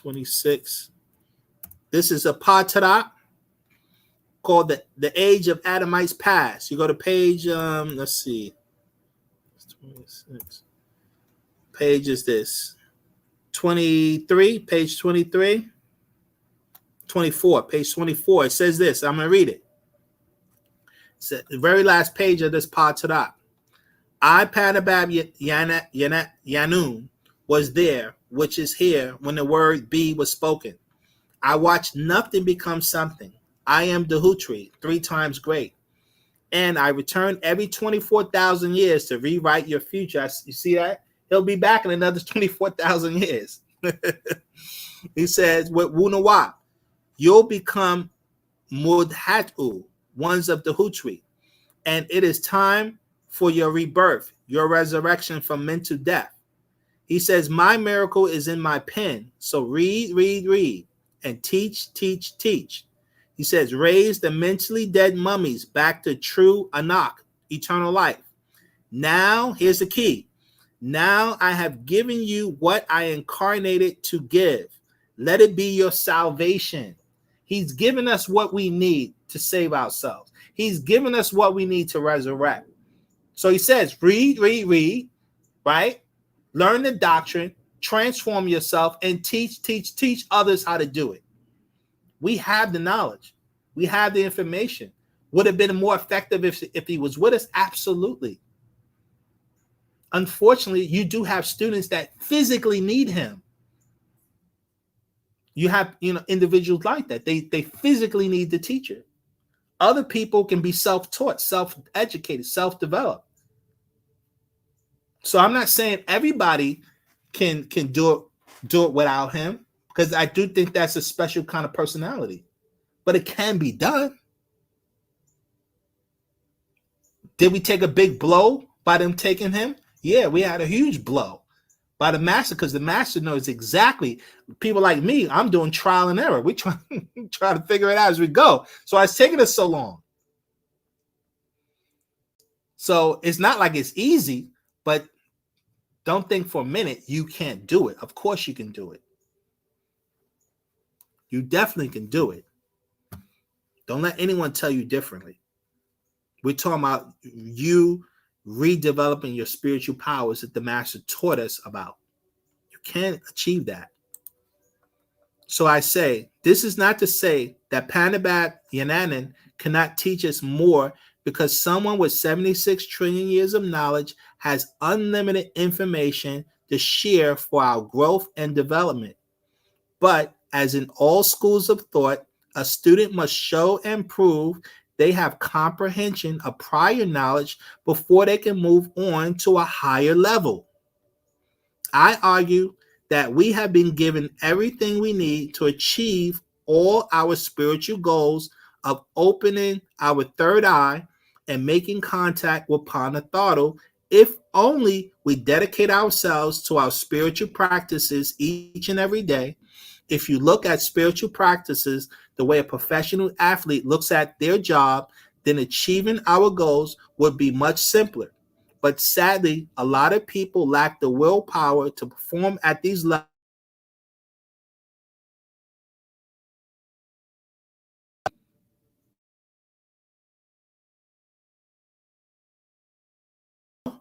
So the question I have is not about Dr. York, but about ourselves. He is the master teacher. We are the students.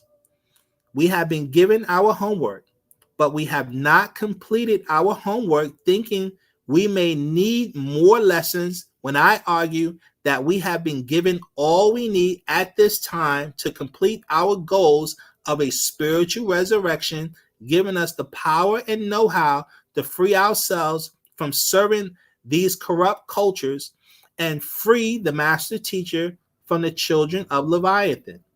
If what I'm saying is not so, then why would the master teacher say this in the Ultimate Updates on page 27? And I quote, he says, if Nawapu is not working for you, then you are not a Nawapian. We should not be lacking. We should not be struggling.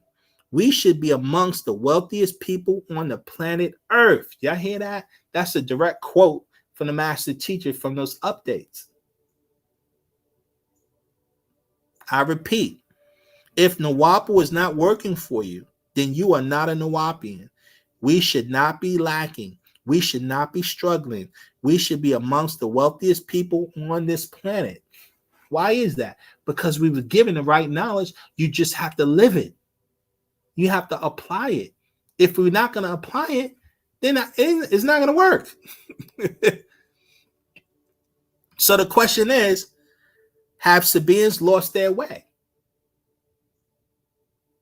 That's the question. Have Sabaeans lost their way? Are they adhering to what the master teacher taught us to do? That's what this discussion is all about. The problem is you go to the 30 spirits. That's the problem. I'm going to read it. Let's see. Paa Taraq, 30 spirits. He says this on page 1.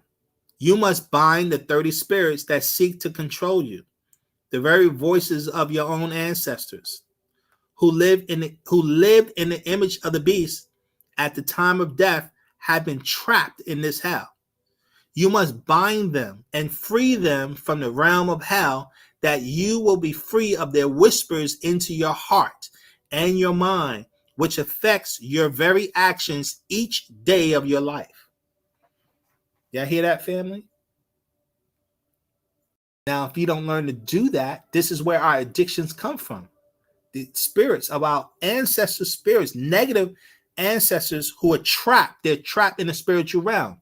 They become disembodied spirits, disembodied souls, where they're stuck in the plane of force, or the spiritual plane. They're locked there.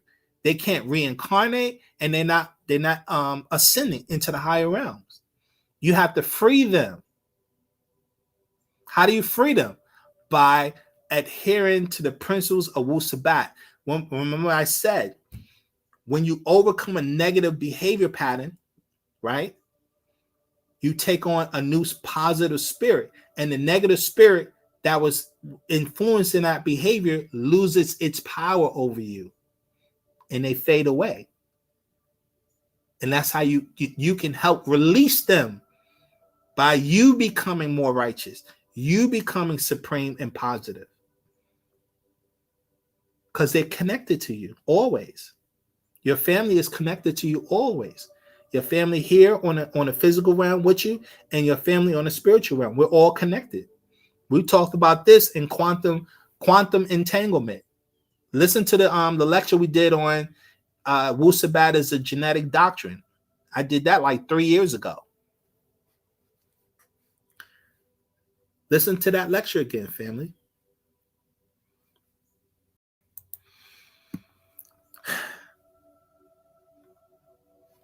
Last question. But before I do last question, where is that?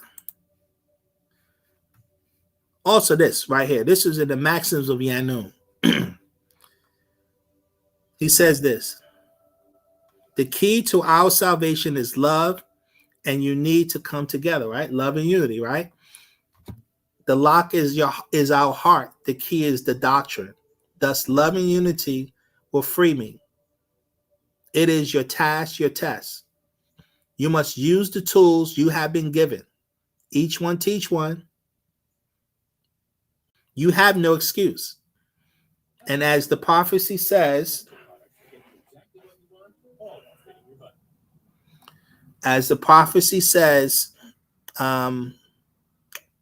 no one will be able to say they did not know, yet they took not the time to know. So, you hear that? You hear that? We've been given what we need. It's just you have to apply it. That's all the master says. You have to apply it. The lock is our hearts, and the key is the doctrine. That's how you unlock the negativeness, that we deal with, right? Overcome those spirits.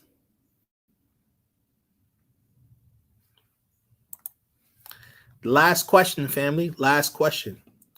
What is the end result of someone reaching the spiritual goals of Wu-Sabat, right? The ultimate goal of all students of Wu-Sabat is to open your third eye so that you can make contact with your interdimensional spiritual family. At this point, you will become one with your oversoul, who will become your personal spiritual guide. If you refer to purity and neatness, the master talks about this. In the ancient Egyptian materialization rite, the master talks about this. So let's go to those scrolls real quick. When the master addressed, I believe those concepts. Hold on. That's not it. let's see.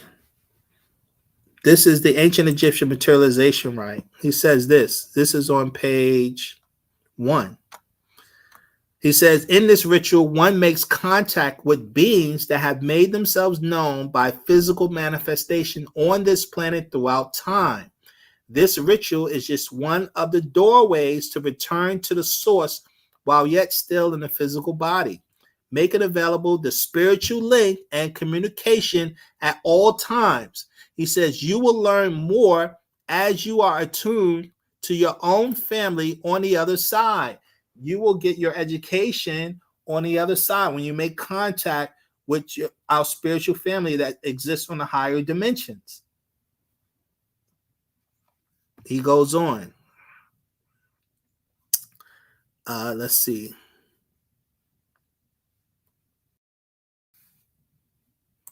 Purity and neatness, page 47.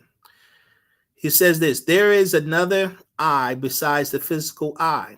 It is the third eye, the inner eye or brow seat, located in the space between the eyebrows. The third eye connects the physical body. Here's the key. The third eye connects the physical body with the etheric body, which is your oversoul, by way of the 12 cranial nerves, which leads out of the brain. From the etheric body, energies are drawn into oneself and channeled through the glands, the pineal gland, the pituitary gland, the thyroid, the thymus, the liver, the spleen, and the uterus or prostrate of the physical body, by which health is maintained, by raising the seat of light, spiritual energies, up through the spinal nerves, which is your chakras, of which the solar plex is one example. One can open the third eye.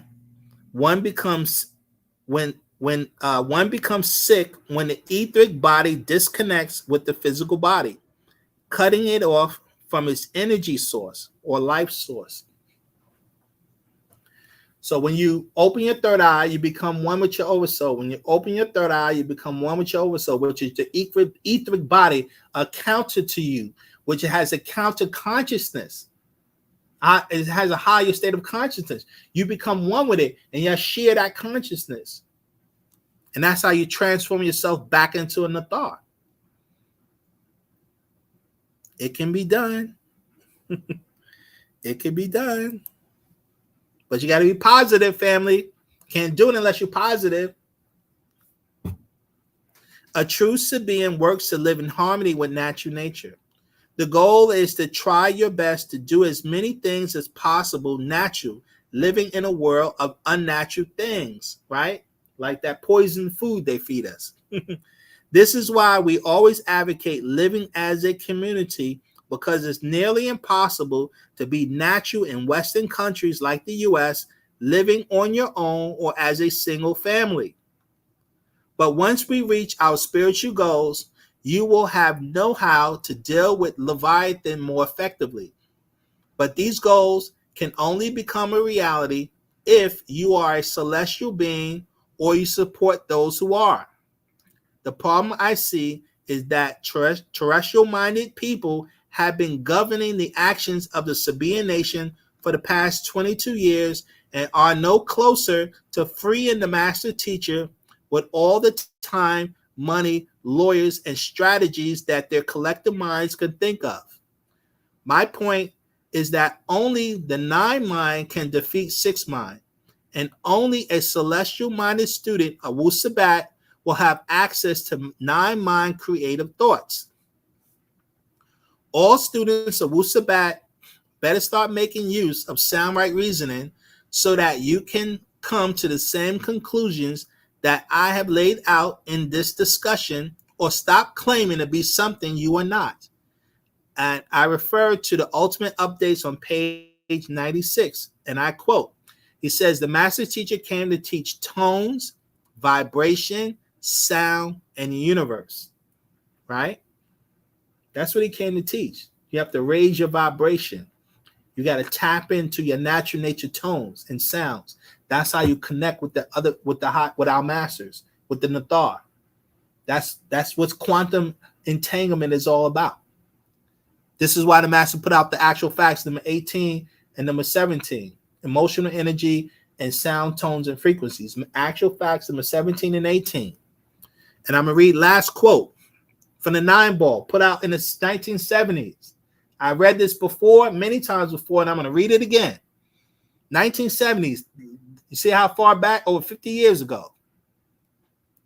And I quote, 9 ball part 1, last paragraph. I quote, all power begins in the mind, be it political, economic, military, or scientific, because the body is just a framework and tool for the mind. Therefore, the prime power is mind power, from which all other powers develop and mature, including the power of liberation. 9 ether develops 9 reason. 9 reason develops 9 knowledge. And 9 knowledge develops 9 mind power, which is a prerequisite to Willie here, Nagato, mental and physical liberation. Y'all hear that? 9 ether.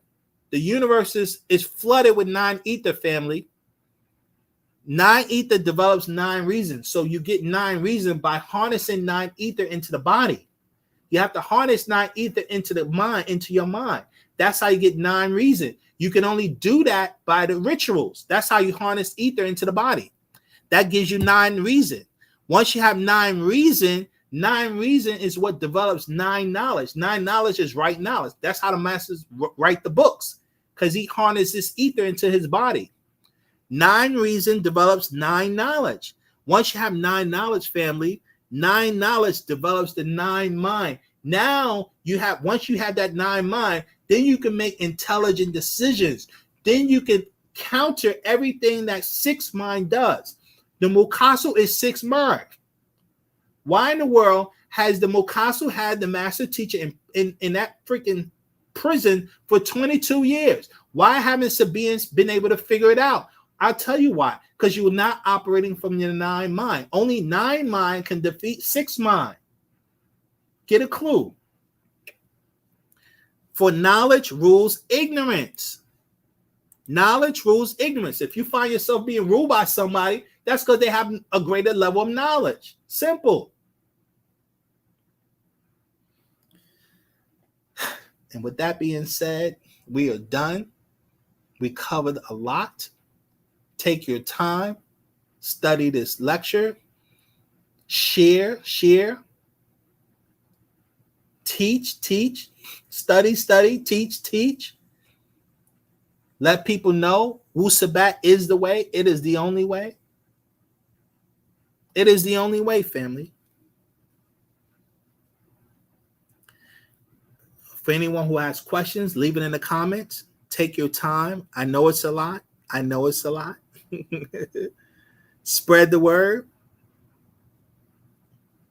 And we'll get there. Until then,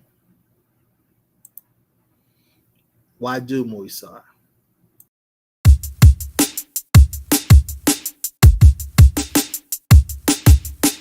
You can't put Dr. Ben next to Malachi. You can't put the Honorable Elijah Muhammad next to Malachi. You really can't put none of them next to him. However, he still paid love to them. He still paid homage to them. And everybody acts like he does not exist. But that's the master teacher in the belly of the beast. But y'all got whole movements to get everybody else free. Y'all done brought attention to everybody else. If you can abandon the master teacher, the one who cared about us, you deserve what's coming to you. Go toe to toe with me. I'm nowhere near on Malachi York level. They will never say, you know what, I'm not actually nowhere near that man level. They'll be like, yo, you know, so yeah, Malachi is cool. He's cool. What? How is he cool? When before him, all of y'all niggas who say Grand Rising, y'all was saying good morning, just like everybody else. Don't act like y'all came up with this shit. Before him, all y'all niggas was saying understand, because that's all you had, an understanding of shit. Didn't none of y'all translate the books? Didn't none of y'all reintroduce a dead language of ancient Kemet? None of y'all did these things? So then how is he cool? How is he just somebody? When I'm humble, I might list other people with him. When I'm humble, I don't gotta be humble. Being humble don't mean you telling the truth about how this shit really rock either. It just means you considering other motherfuckers' feelings. You can't put nobody next to Malachi York. Lie